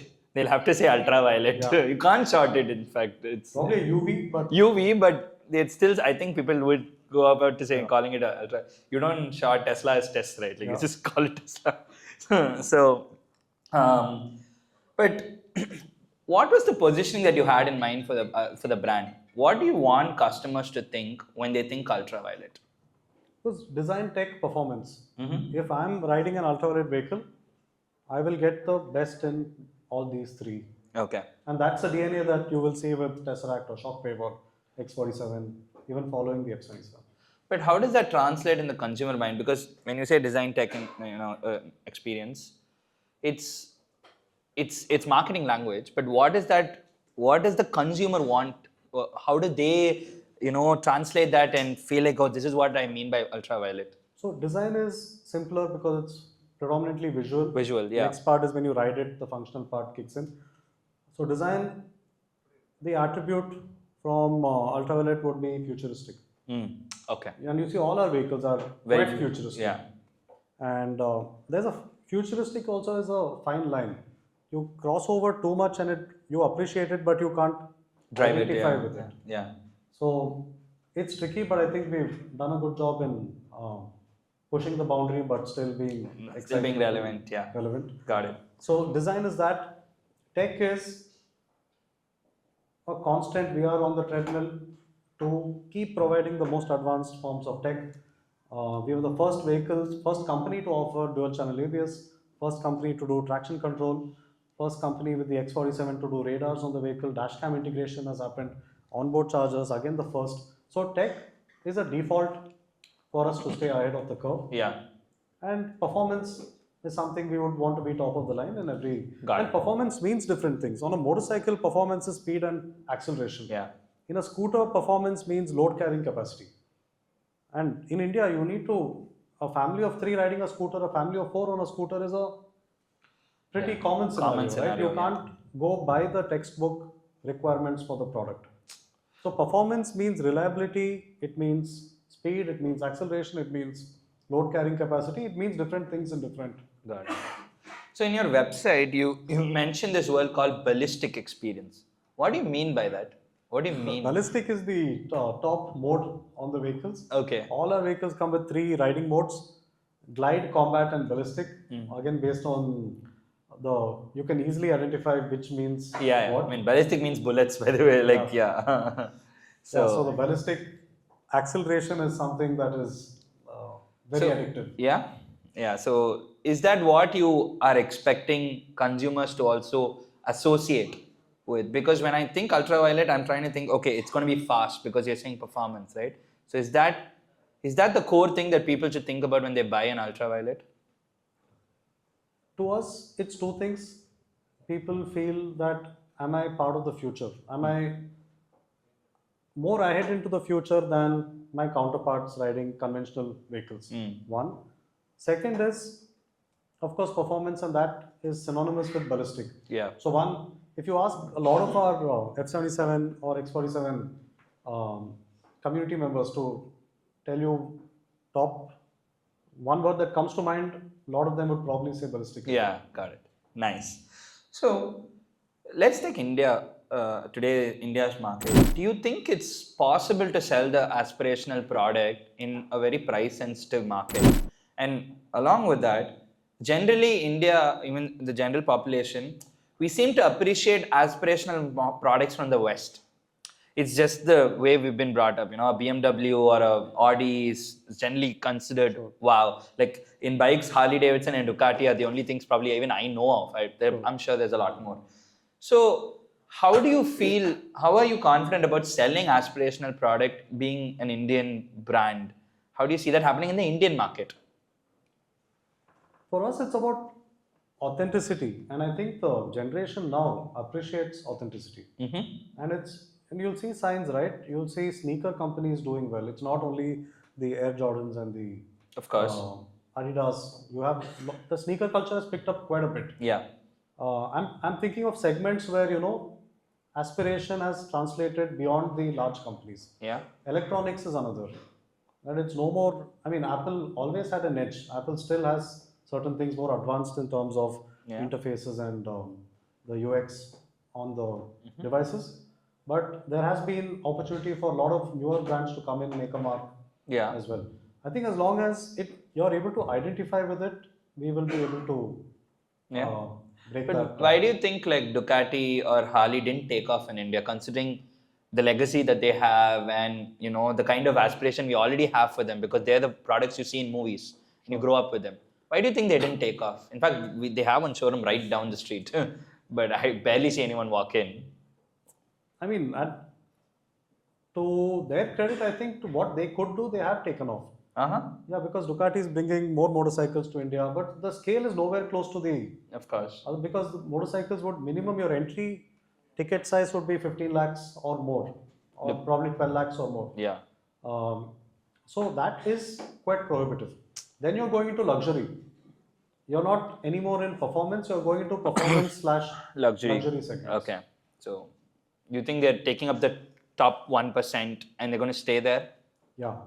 Okay. Harley was trying to do that with a collab with Hero to launch the X440. But I think it has led to some brand dissonance. Okay. The OG Harley owners who are owning 800cc and above bikes are like, what the hell? Yeah, they probably got pissed off. Like, you're reducing my value as a Harley customer is what really happens. Yeah. So there is some confusion when those entities try to take a very different approach. Got it. So with Ultraviolet, you said Dulquer, was one of the early investors. I'm kind of curious to see why you don't have a brand ambassador yet, either Dulquer or someone else. Because generally I see these kind of brands naturally take a face and start doubling down on marketing. Have you thought about it? Is it in the pipeline, or what's your approach on this? See, for us, we share a great equation and a friendship with Dulquer, where the best form of marketing is organic. Whenever he's part of any of our events or he's seen riding the bikes, it's him using the product as a proud owner. It's not a push marketing tactic. And I think India also is moving out of the zone of brand ambassadors. Yeah. Today, what people want to see is more, and that's why the whole influencer segment itself has taken off, right? Yeah. Today, a known face is not, you can push commodity, you can push toothpaste, soap and low value items. Yeah. But if you're asking somebody to spend 1 lakh to 4 lakh rupees, they are not going to be nudged by a face on the other side. It has to be the product and the brand doing the heavy lifting. Okay.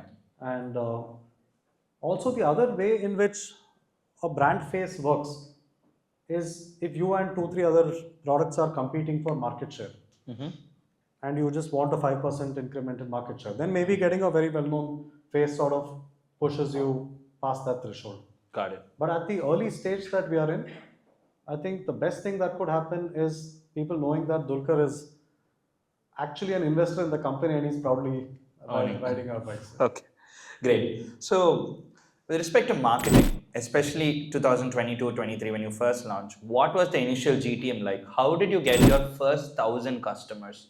Can you talk about that? So GTM was being authentic to the product. We did not focus on any false constructed narrative. The only thing we did a campaign called Beyond Asphalt, where we took the F77s, draped it in some cool looking camouflage, very tech aviation based camouflage, made the bike do stuff no bike has business doing in those terrains. We took it to an international rally trail, we took it to rocky mountains, we took it into the beach, put the bike to the test, and people are like, what the hell are you guys doing? But the real takeaway was it's built to endure anything you throw at it. Because back then the concern was endurance of EVs. One concern was, will batteries catch fire? Other concern was, midway through my ownership of an electric vehicle, do I need to reinvest and buy another battery pack? Battery, yeah. And our way to answer this was not just paid marketing, performance marketing posters. It was creating content to show what the vehicle is capable of. So our GTM was only this. You were fully online. You were were you fully, beyond asphalt as a campaign? Was it online, or did you do like Yeah, off? it was online, but we also supported that multiple test ride activations in Bangalore. Okay. So Bangalore has, I think, 3 or 4 good go-karting tracks, which are about a kilometer in length. Provides you a good experience of the handling and the acceleration performance for a motorcycle. So we did subsequent loops of that. Okay. We did one very interesting thing. The first ever test ride for the F77, because there's so much of aviation that has gone into it. We did it exclusively for pilots. Oh. So we had only 20 pilots invited, and there is a airstrip outside of Bangalore called, it's a Tal airstrip, Taneja Airport. So we rented the airstrip and a hangar there for the day. For the day. And about 20 pilots, combination of commercial pilots and actual fighter jet pilots as well. Wow. They came on. So that took off. was a wonderful event, which also led to a lot more extension of what the brand stands for, aviation. And aviation also wasn't a branded layer, right? It came inside out. Yeah. So post that, we started doing consumer test rides and various other tracks. Sure. So when you launch early, the early customers are mostly enthusiasts and bikers and passionate, like you said, selfish bikers. They want this for themselves. So I'm pretty sure community building and cult following must have been a part of your marketing strategy. Is that something that you strongly focus on in your marketing team, and do you continue to do that? Yeah, for us, word of mouth is the strongest form of building conviction. Everybody who purchases a motorcycle talks to a few other owners of a similar product, because it's still not mainstream yet, right? So word of mouth is very strong. We spend a lot of time and energy on community events. In the last 2 months, once the X47 launched, we've had multiple off-road track days in Kerala, Maharashtra, Bangalore as well, scaling into multiple parts of the country. These are for both prospects and for owners. So people love it, and only then people get to experience the true potential of the product. Got it. So right now you're in India, you're also selling in Turkey, and you're in the European market also, right? Not Turkey yet. Yeah. We're across UK, Germany, France, Italy, Spain, Portugal, Hungary is going to go live soon. Okay. Yeah, total of about 10 countries. 10 countries. Isn't it difficult to do the marketing for all these regions at the same time? Isn't it better to dominate one region and then go, at least do 2-3 markets and then go? Because it's actually been 4 years into actual live production, right? So because each customer, each segment, each sentiment of driving bikes, it's very different from, because we have more bikes than we have cars in India, but in Europe that's not the case, and in the US it's totally different. So why take this call of going into global markets so early? We engineered for it. We were clear that the brand needs to be a global brand. Building in India for the world is something we were very clear on from day one. Okay. So all the decisions on hardware, software, architecture, etc. was meant to comply with European requirements, which are quite stringent. So certification process took us over a year, 15 months or so. But decisions taken back in 2016 meant we were able to be compliant. So it was not extra R&D effort from that perspective. Okay. And the best form of awareness is actually retailing in these markets. Okay. These markets are not heavy on digital, right? It's still more word of mouth, touch and feel. In India you can create awareness digitally. Yeah. You can also create consideration digitally. But in Europe, it is still a little more word of mouth. Can I experience the motorcycles? Do I hear people in my community talking about it? Yeah. So being part of trade shows in Europe is more important than digital activations. Yeah. Having multiple dealer touch points with test ride vehicles is important. Got it. So The business model of motorcycle selling, I don't think that has changed. It's still the dealership network. That's the framework. Have you personally thought that is outdated, or is that the model that still works, or is there a new model that will emerge as you grow of selling motorcycles particularly? I think the density of distribution network may not need to be as much as what the incumbents have scaled to. Okay. I think each of the incumbents probably have between 4,000 to 6,000 showrooms. Showrooms, yeah. But that also is a consequence of pre-internet era of scaling and then continued momentum. Today we probably don't need that kind of a network, but we definitely do need a touch and feel experience, because your decision making is based on that test ride, is based on your experience on the product more than anything else. But does this dealership framework still work, or is it all company owned, and how does that work? No, I think dealership network works because multiple advantages. A dealer has been operating in that zone for the last, say, 5, 10, 15 years, knows the local market a lot better, and in a country like India, which is quite diverse, you need the nuances of marketing on the ground. Like for instance, we are in Bangalore. We may not know what the last mile communication in a Kolhapur needs to be, or a Delhi needs to be, right? So someone who's been operating there comes with that knowledge, but of course open-minded enough to know that it can't be a direct translation. It needs to be a flavored translation of that, more curated to what the brand stands for. Got it. So where is the business today? How is it doing, Ultraviolet, like in terms of revenue? Where are you guys at? So last year at this point, we would have been doing about 70, 80 vehicles a month. We're at a point where we're doing over the 500 vehicles a month. Wow, that's great. 500 vehicles a month now? Yes. Wow, amazing. Scaling towards 1,000 as the network grows. This time last year we had 5 showrooms. Now we have about 40. Wow. 40 showrooms. It's called the UV Space Station. UV Space Station. Yes. Very close to avionics. Okay. Internationally, how much does it cost to put up this? Roughly about what we've optimized it to is for dealer operational break-even in as fast a timeline as possible. The sales zone, the CI would cost about 2,000 to 2,200 per square foot. Service would be about 1,500 per square foot.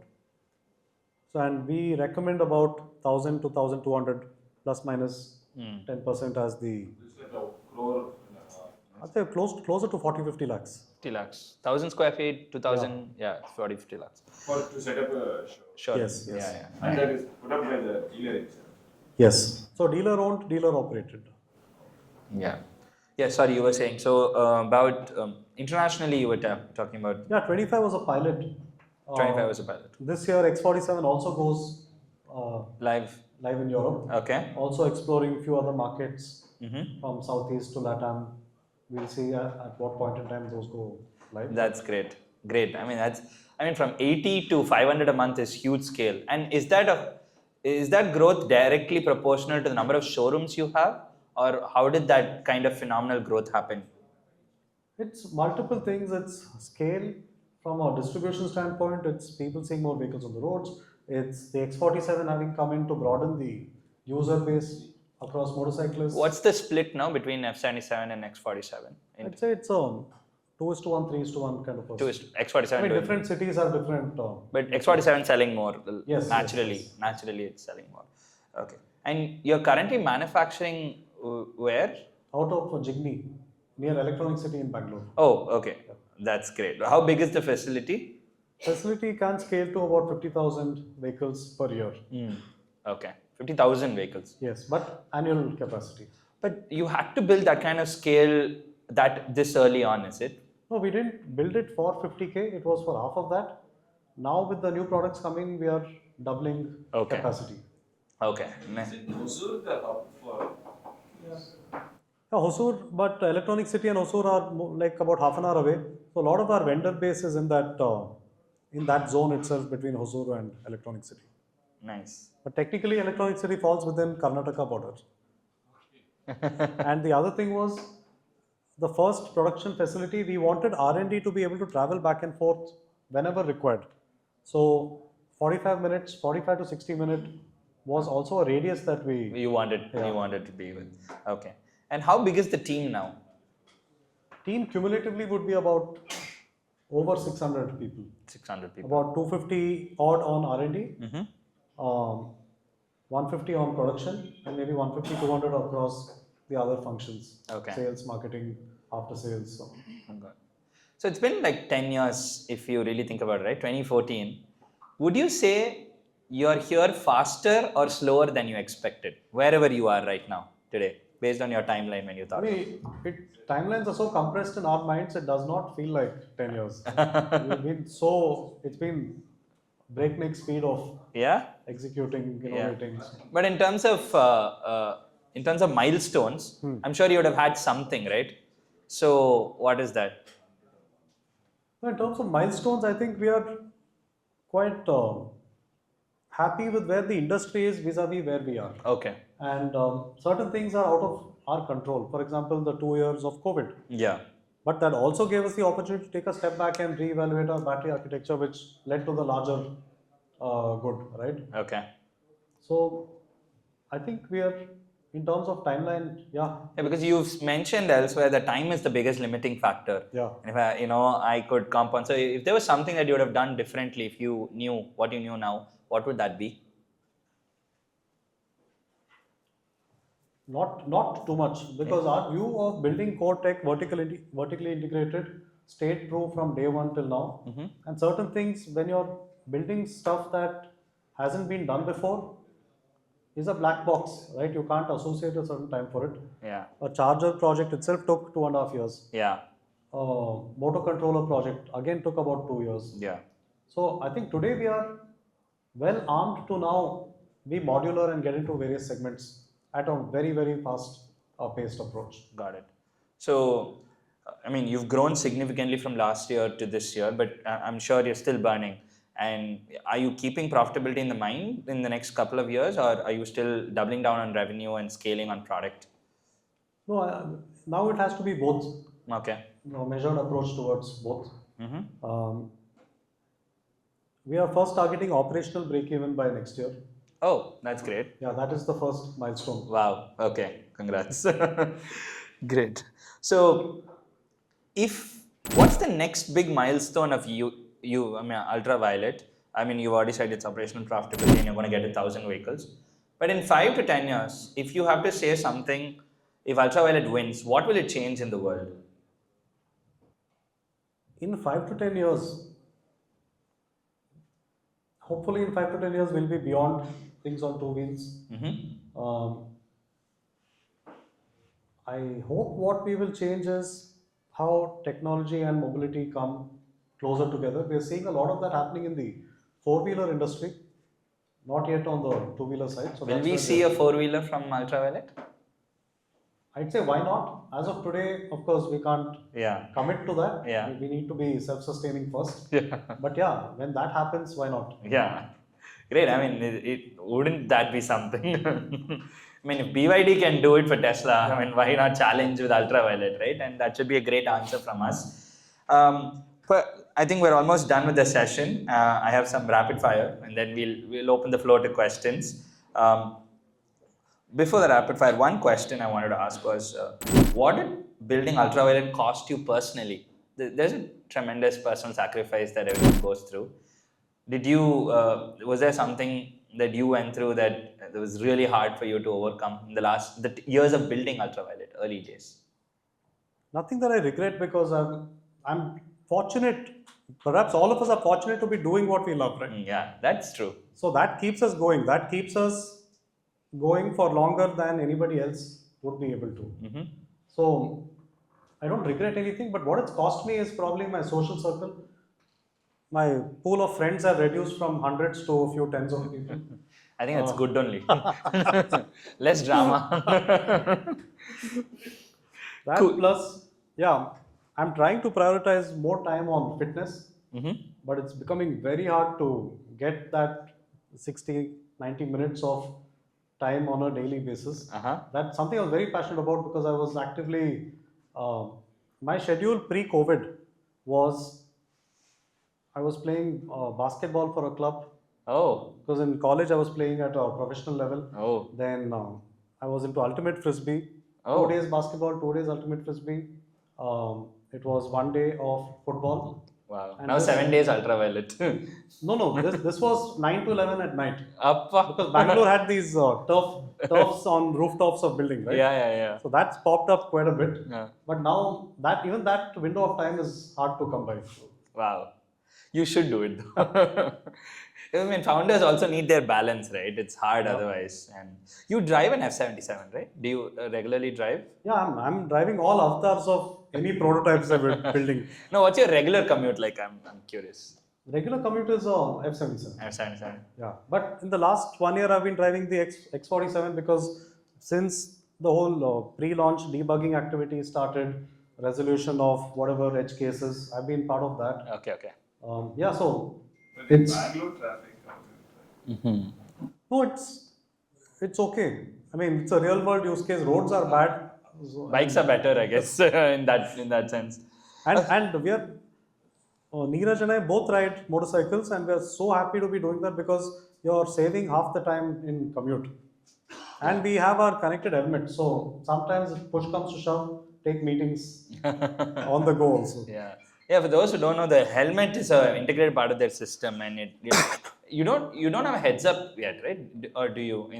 Not yet. No heads up, but a more audio based. Audio based, yeah. So that's something pretty. And the processing happens on the vehicle side, so Yeah. there's no computing required on the helmet side. So you have to set the speaker. Speaker, and there's a device that connects to the vehicle as well. Yeah, microphone as well. Yeah. Cool. So we'll move to rapid fire and then we'll open the floor to questions. So, IC bikes or EV bikes? Emotionally, what wins? No, today 100% EV. I would say our vehicles. I understand why some people say EVs don't have a soul because some of them are engineered as products, are not engineered for emotion. So I know where that sentiment comes from, but that's not what we are doing. Okay. One founder you admire? I'd say Kumar and Sridhar. We spent a lot of time with them, so much to learn from them. And Nice. One mistakes founders should avoid when building early? the core team, we should get the core team right with complementary skill sets and people that are in it for the vision and not a quick monetary outcome. Okay. Favorite bike other than Ultraviolet? Favorite brand I would say is Ducati. Ducati. Yeah, that's something as a designer growing up, Yeah? always appreciated. Great. Favorite car? Do you have a favorite? Are you into cars? Yeah. Yeah? Into aircrafts, cars, bikes. Yeah, what's your favorite car? Favorite car today, What do you own? I don't have a car. Staying So true this is- to Ultraviolet. No, this is funny because I had a i20 which I got back in 2018 and used it for about 3-4 years. But the last 5 years since my sister had a kid, I gave it to my sister to use her family for a while, and it's been 4 years now. Okay, so and I've not. It's either bikes or. When you build a car, I guess. So what's your favorite then? No, in terms of automobile brands, I admire what Tesla did to kickstart the revolution. Revolution. So I have disproportionate admiration for the impact of Tesla, and not just the product, but the impact that Tesla has created. But otherwise, the Italian cars are great. Yeah. Uh, Are you a Ferrari or a McLaren guy? Like, what's your no, I love both. both? Love both. Love Porsche to how they've stayed true to identity for such a long period of time. Okay. It's hard to do that. So Porsche has done a wonderful job. Okay. An Indian startup brand that you love right now? Several brands that are in the. I mean, I have of course, a bias and a passion towards tech. Yeah. So I can't pick one brand, but a couple of days back met a company that is doing advanced electronics on prosthetics. Okay. And this was at an event in Mumbai where they had one of the amputee where the prosthetic can have a demo of him writing on the board. Oh, wow. Remarkable. What's the company name if you remember? I think it is. There's one in Chennai also called Symbionic. Yeah. Symbiotic. Yeah. So we've met Symbionic, but my last I met was these guys. I think it's called Maker's Hive. Okay. Got it. But I think these are spaces where there needs to be different form of investment. Yeah. You cannot calculate ROI based on. Yeah. There are impact funds. There are separate Right. Yeah. So the last question, yeah. If you had to trade your design skill for something else, what would it be? It's a tough one. I mean, to be design is synonymous with creativity, and that is who we are. So Yeah. I don't know, can't answer. Yeah, you wouldn't trade it. Probably the only other industry that I think I would feel gratification would be sports. So maybe sports. Yeah, okay. It's a good answer. Okay, I think with that we're done. Thank you so much, Narayan. I think it was truly wonderful. I completely learned a lot. So most of these questions are from me. I want to ask them, then I just call 200 people to witness it. but now we'll open the floor. No, I myself have not had such an introspective, deep conversation in a very long time. Oh, I'm glad I was able to provide that for you. So we'll open the floor for questions, and we'll take a couple of them for Narayan to answer. So thank you. Hi Narayan, hi, this is Damu. Thanks for giving all the insights, and it's much helpful. And I grew up by looking at Kiska Design Studio, and alongside with Edgar, who actually designed the Pulsar from BMW Motorrad.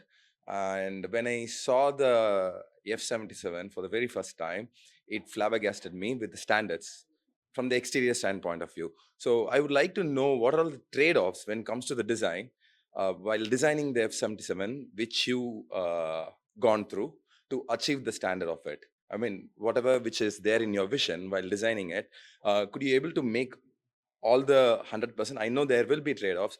When it comes to the percentile wise, how much you would rate? Are you a designer? Yeah, I mean, I love transportation design. Are you a student? I'm a product designer now. Okay, so you're UI UX. Oh, cool. Yeah. Yeah, because Kiska is a very cool design studio. Cool. Right? Yeah, they do hustle runners. Yeah. And they're into all the medium of design, not just with the products, also in the digital space too. So I love them. I mean, they have the creativity in the broader way, not just skewed in the one medium, right? So that's why I compared them.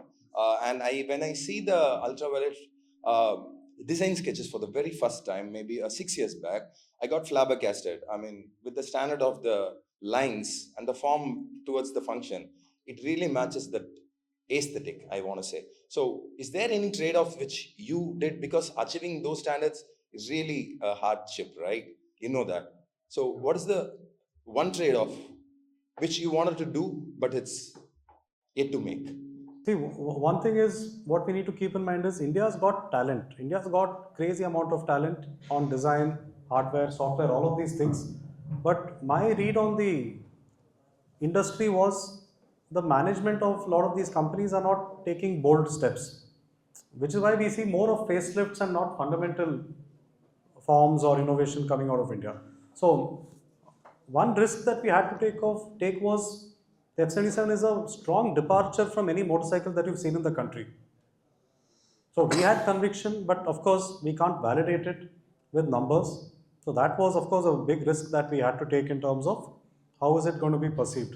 How futuristic is too futuristic, right? So that was one. The second was when we said no visible nuts, bolts, whatever, that brought in a lot of engineering complexity.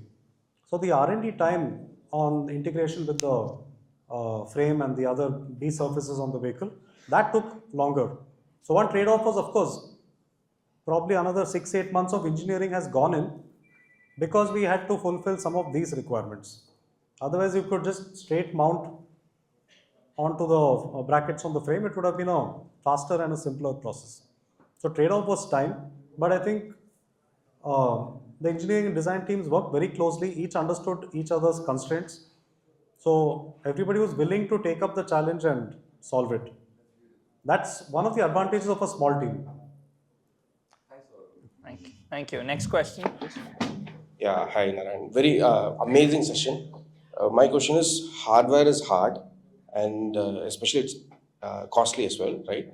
So when it comes to merging the design element and the engineering element together, do you have you sort of stumbled upon some sort of a framework that you would use internally, like OKR or Scrum, that is in the industry, that works for you, right? Is efficient, it is productive, etc. Thanks. See, there are multiple filters. I think one important filter for us is this possible to manufacture in India, which means it has to be a well-known manufacturing process which is done not by one unique vendor somewhere. It has to be a manufacturing process that is available at scale.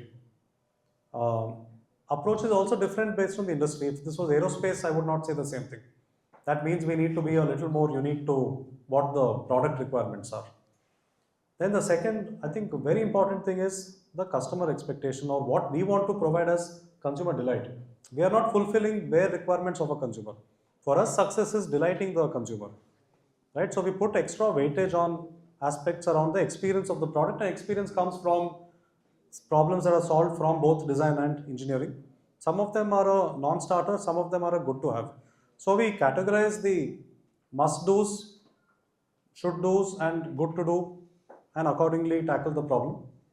And some of these things, for example, when the F77 first launched, it did not have traction control or traction control yet, and it had only 3 levels of regenerative braking.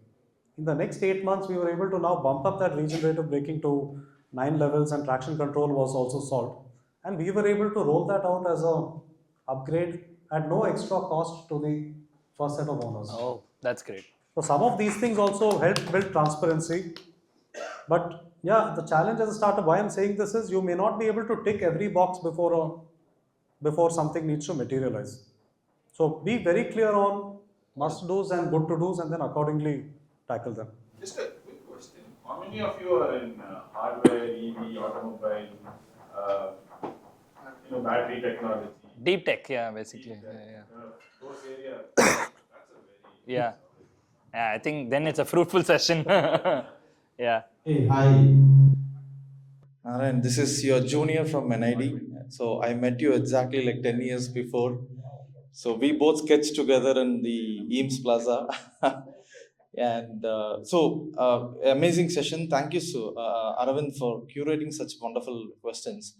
So Narayan, what is that design foundation that helped you in keeping ultraviolet design first? Because there are a lot of founders here who would take a trade-off, take design as a trade-off when compared to finance or the unit economics. And see, you wouldn't have said no to an investor who said buy something from China and then do it without the design foundation you have. So can you prioritize what founders should do when it comes to design versus other functions in the company or in the startup? See, in my case,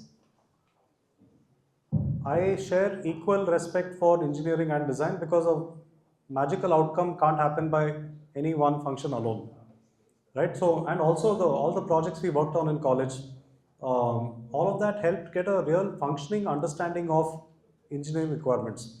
So if a founder is from a design background, I would say understand a very strong amount of the engineering requirements, then it helps in a very powerful and confident decision-making process where all variables are sort of accounted for while making a decision.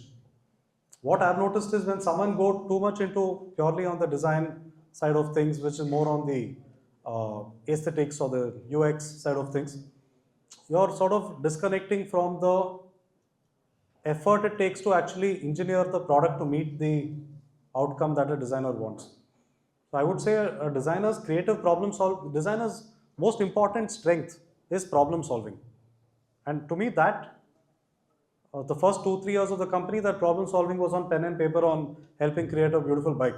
In the next 2-3 years, it was about convincing investors. Next 2-3 years, it was building the team. So next 2-3 years, it was dealing with HR, operational matters. So what my takeaway from being a designer is being able to creatively solve a problem, no matter what the situation is.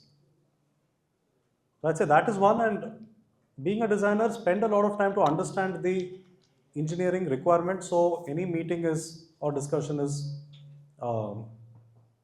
accounting for all the variables. Thank you. Next one. Hi, this is Ramesh here from Aquarab. So I'm into flood protection. So I saw your IP67 ratings, right? So you have done a waterlogging testing for a 30 minutes time of thing, right? So how do you see a waterlogging sections in upcoming years? More than a 30-minute session, or like a full night session, or a 2 days waterlogging type, and what kind of safety that is going to happen in your setup, like short circuit battery management, battery firing of, yeah, have you done any kind of testing over there or is there any pipeline on that side? So for us, for road going automobiles, 30 minutes is what the requirement is, and but in terms of testing, of course, we pushed it to beyond what the basic requirements are from a testing standpoint. On our batteries, we have 5 levels of safety: thermal, mechanical, electronic, electrical, and software. We are among the only companies that has a cell level fuse across every cell of the 500, 700 cells in the battery pack of our vehicles. In terms of IP rating, it would also probably depend on the use case. We have inbound interest from companies working on electric speedboats to submersible applications. So there we look at the mechanical architecture a little differently as well, if it's longer prolonged durations of being submerged. Thermal runaway is one thing we've had to account for in every phase of the battery development program, which is where the cell level fuse became a very important part of thermal runaway mitigation. And the fuse itself was an interesting problem to solve. So most battery packs that you get come with a nickel strip interconnect. Nickel. Nickel interconnect strip. Okay. That is basically doing your electrical conduction between the cells. Okay. What we had to solve for was that plus thermal. So we have a board in the battery pack that is a 1.3 millimeter cross section that does cell level fuse, it does thermal conduction, and it does electrical insulation apart from the path of current flow. And this board is one of the core parts of the IP that we built. It provides structural rigidity and it does these 3 other things across the battery pack, and crucial to extracting heat evenly across the battery pack. Most battery packs you would find heat concentration in the center of the pack. The sides of the pack would be cooler, right? But that reduces your cycle life if more and more charging and discharge cycles happen with the temperature delta. So we've accounted for those types of problems. So yeah, we've taken care of the last level of detailing from a battery engineering perspective. But of course, IP requirements will differ based on if it's a vehicle on water versus land. So is this board between the cells? How is it structured? We have 4 modules of cells. So there are 4 boards. Each of the modules has a board separating it from the next module. So we're drawing heat evenly from across the pack. And the board itself dissipates heat through the...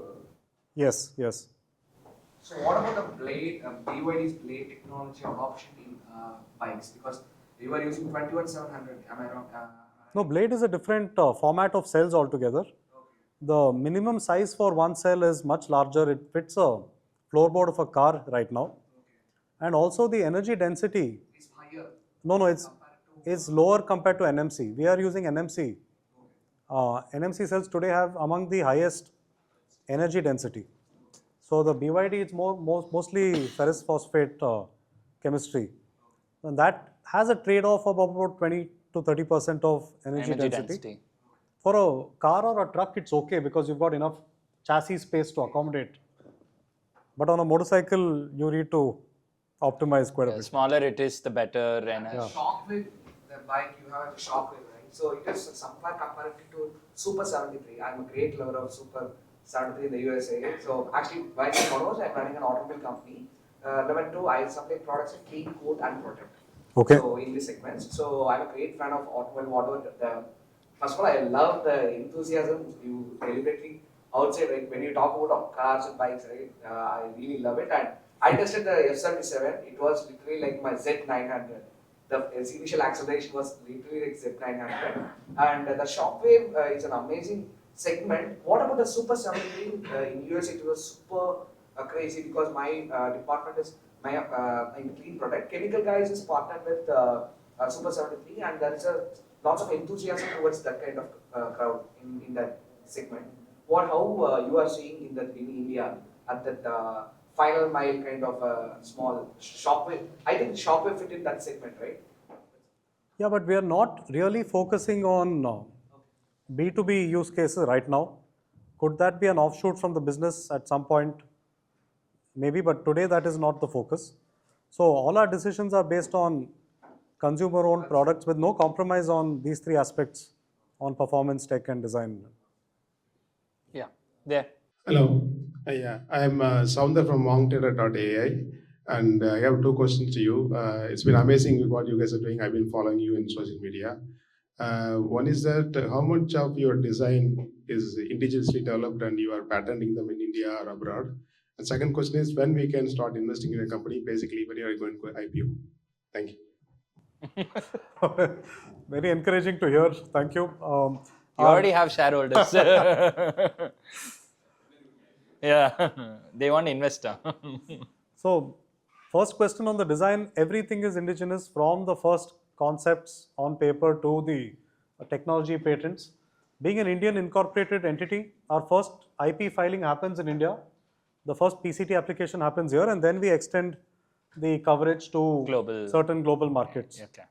That is quite expensive because every application has its own that needs to be part of the budget planning as Budget well. planning, I forgot about it earlier. Yeah. But when you do crash tests in European standards also? No, European drive cycles are different. There are not, batteries have more Bike to sell in European standards, we have to follow the requirement for crash tests. no, there is no crash test as such. For bikes, there's No. only for cars. Yes. Bikes, more tests on performance on the powertrain, different drive cycles. Hello Narayan, myself Ramanathan. I am the vehicle architect, cooling system engineer, as well as the battery architect in mechanical perspective. So, part of material compliance, MDS especially, for the European, for the battery regulation norms which is evolving now. So, as the investor perspective, this is the most attraction point nowadays. So coming 2027, the battery minerals regulation is going to implement in the EU region. So considering the smelter and the supplier, this supply chain, how you are regulating, which is also affecting the overhead costs as of now in the material procurement section. This is the question number one. As part of the question number two, how many BMS in the battery system, which is the master as well as the slave side. So as part of, did you explore anything in the active cooling system as of now in the battery arc? And the third one, the wheelbase. So nowadays, that's it. There is one last question. Nowadays, the wheelbase is the most attraction point since the Himalayan and whatever the segment of bike which is competing with. That's it. Okay, cool. So you remember all the questions? Let me try. So first on the battery whole as a strategy, right? For us, from Europe, the whole chain had to be accounted for, from recycling batteries at the end of operational cycle to, of course, compliances by every single vendor in the ecosystem. So it's not only Ultraviolet that has to be compliant, it is our whole supply chain ecosystem that has to be compliant. So all of this has been audited, accounted for, taken into account from an engineering perspective itself, all the way to recycling. And today, recovering lithium and cobalt from used batteries is cheaper than mining it from the earth. So that industry is growing. We have companies in India that are also coming up on battery recycling. Sure. Second is on the battery BMS side. So when we had the swappable batteries, we had the master-slave architecture. We had a master BMS with 3 slave architecture BMSs, but now with a fixed battery, we are running a single BMS architecture. Active cooling, we did not want to do. We are doing air-cooled systems, way more complex than liquid cooling, because now you don't have, with liquid cooling, the advantage is you have a radiator pump, coolant passing through. But the disadvantage is you're adding another 10,000-12,000 to the cost of the vehicle. You're adding another 5 kgs of component to the vehicle, and you're adding a dependence which could also be affected by different geographies in terms of the chemicals used for the whole chain. So we wanted to solve it for air-cooled systems, absolutely. And that itself was a R&D effort that extended our battery development cycles. We looked at everything from what NASA is doing for astronaut life support systems in space suits to EVA suits. EVA suits. Yes. Yeah, okay. To other EV applications. went fully deep into various use cases of batteries, but what are materials available that can be sourced in India to solve these, where the principle could be different? Because these astronaut battery packs use ceramics. Ceramic cost will be more than the cost of the bike itself. So we have to learn from it and adapt, but using materials available here, which is what went into the development of that board which I spoke about, the 3-level board, a 3-layer board, but cross section of 1.2 millimeters. And yeah, so we successfully solved for not having liquid cooling, which I think is one of our USPs. F99 needs liquid cooling, that's outputting 100 kilowatt. So there, the battery pack doesn't need it, but the motor needs liquid cooling. Okay. So that's what we've done there. On the wheelbase, the X47 is a similar wheelbase to a Himalayan. So you will have a very similar performance on the roads. Got it. Thank you. I think we'll have 2 more questions and we're done because we need to wrap up quickly. He actually has a flight to catch. So, hi. So I would like to know how did the conversation between TVS and Ultraviolet actually go, and at what stage was that, and was there any trade-offs that you have to do because of like having any technology transfer, or maybe in the future have to share the same powertrain, something like that? Yeah. So this question is very shareholder related. I'm not privy to get into details. Yeah, so I will not be able to answer any part of that question. It's been a 6-year relationship since TVS has been part of the company. The thing is, TVS is one of the Indian companies that is very, very aggressive and keen on electrification as well. Oh. With the iQubes, the orbiters, with the Norton development that is happening. So great partners too, very, very good partners to work with, and highly R&D minded. So probably one thing I could say is, if there is a strategic investor that you are talking to, just make sure the value systems are common. yeah. Last question. We'll get it from a DeepTech guy itself, whoever that is, if it's a DeepTech. So, hi, this is Prabhu. We are into high-end speakers, like producing a low frequency kind of thing by producing a less, the cabin that going to produce a less, the resonance and things like that. My question is, like, this is super naive, but I still want to ask, in a Ford versus Ferrari movie, they show that in clearly the mass market, like the Ford, if they want to get into a niche market, and with the funding, with all the things they are achieving, and they're beating the Ferrari with the, it's all about the probability game. So if you have more funding, then you can win the game. So my question is, like, what made you to make, I'm pretty sure that you already know this. So my question is, like, what made you to choose this niche market by knowing all these things? Like they're a big player. If there is a niche market, it's going to, like, grow in the future. And if they come, and it's easy for them to, like, capture the market with all the funding they have. Yeah. See, one thing we were confident of is that the large companies are risk averse. So their R&D and all efforts are focused on the entry-level segments. Nobody was focusing on the performance-related segments. So we knew that going bottom-up from a product development, technology development standpoint is much harder than going top-down. So that was something we were quite confident about. Okay, I think we are done. Thank you all. Thank you all so much. Sorry, we are done. We actually entertained. It'll continue to go only. You want to do one more? Couple of minutes, I think. Yeah, okay. Say one more question because Narayan asked. So I'm almost there. I just completed electronic product. Willing to, planning to actually use the Chinese manufacturing to launch it in the US.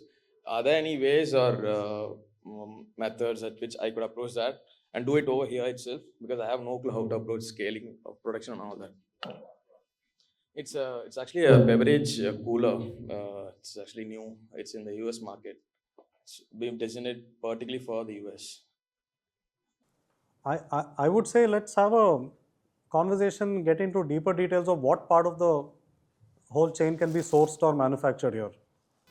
So at the moment, it's completely I'm doing it in China. That's the whole deal. But I want to do it here. No, that's what I need to understand the stack up. Yeah. So I don't know. I know it's a Peltier cooling system, but I don't yet know the details of what is going into it, because I think it should be possible to make it here at scale. China is okay for doing prototypes, but I think if you want to scale this up, I would rather that we figure out sourcing here and keep the IP here also. Thank you. Thank you all. I think we had a fantastic session. Thank you so much. Narayan, we have a small gift for you. We wanted to give you a small one. Harsha, can you bring it, please? Maybe a bit of both. And guys, if you can all be seated, we'll just take a quick picture with Narayan and then we'll be done. You know? You can, careful. Wow. Yeah, we can just give it. Yeah. So this is one we wanted to give. You can open it also. You can open that one. It's a. Yeah. Do we have a? Do we open it in a no. nice way, or we no, just you can just go tear it? be scrappy about it. Yeah.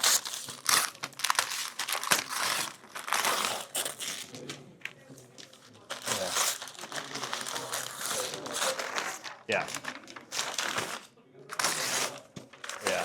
Oh wow, cool. Yeah. Yeah, you can just. Oh, this is so cool. Thank yeah. you. Yeah, thanks. It's done by a startup founder in Chennai called Dinesh. He's not here Awesome. today, but Okay. we wanted something to give something personal. No, this is awesome and very. Yeah, you should.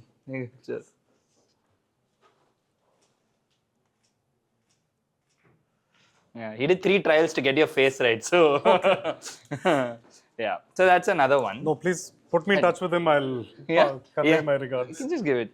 What is it, Harsh? It's a saddlebag for your long rides. Oh, cool. Then he'll take it. That's a thoughtful one. Yeah, Harsha thought of that. Wait, yeah. Awesome. We'll keep it down and we'll just take a picture with all of them. So Sure. if you could just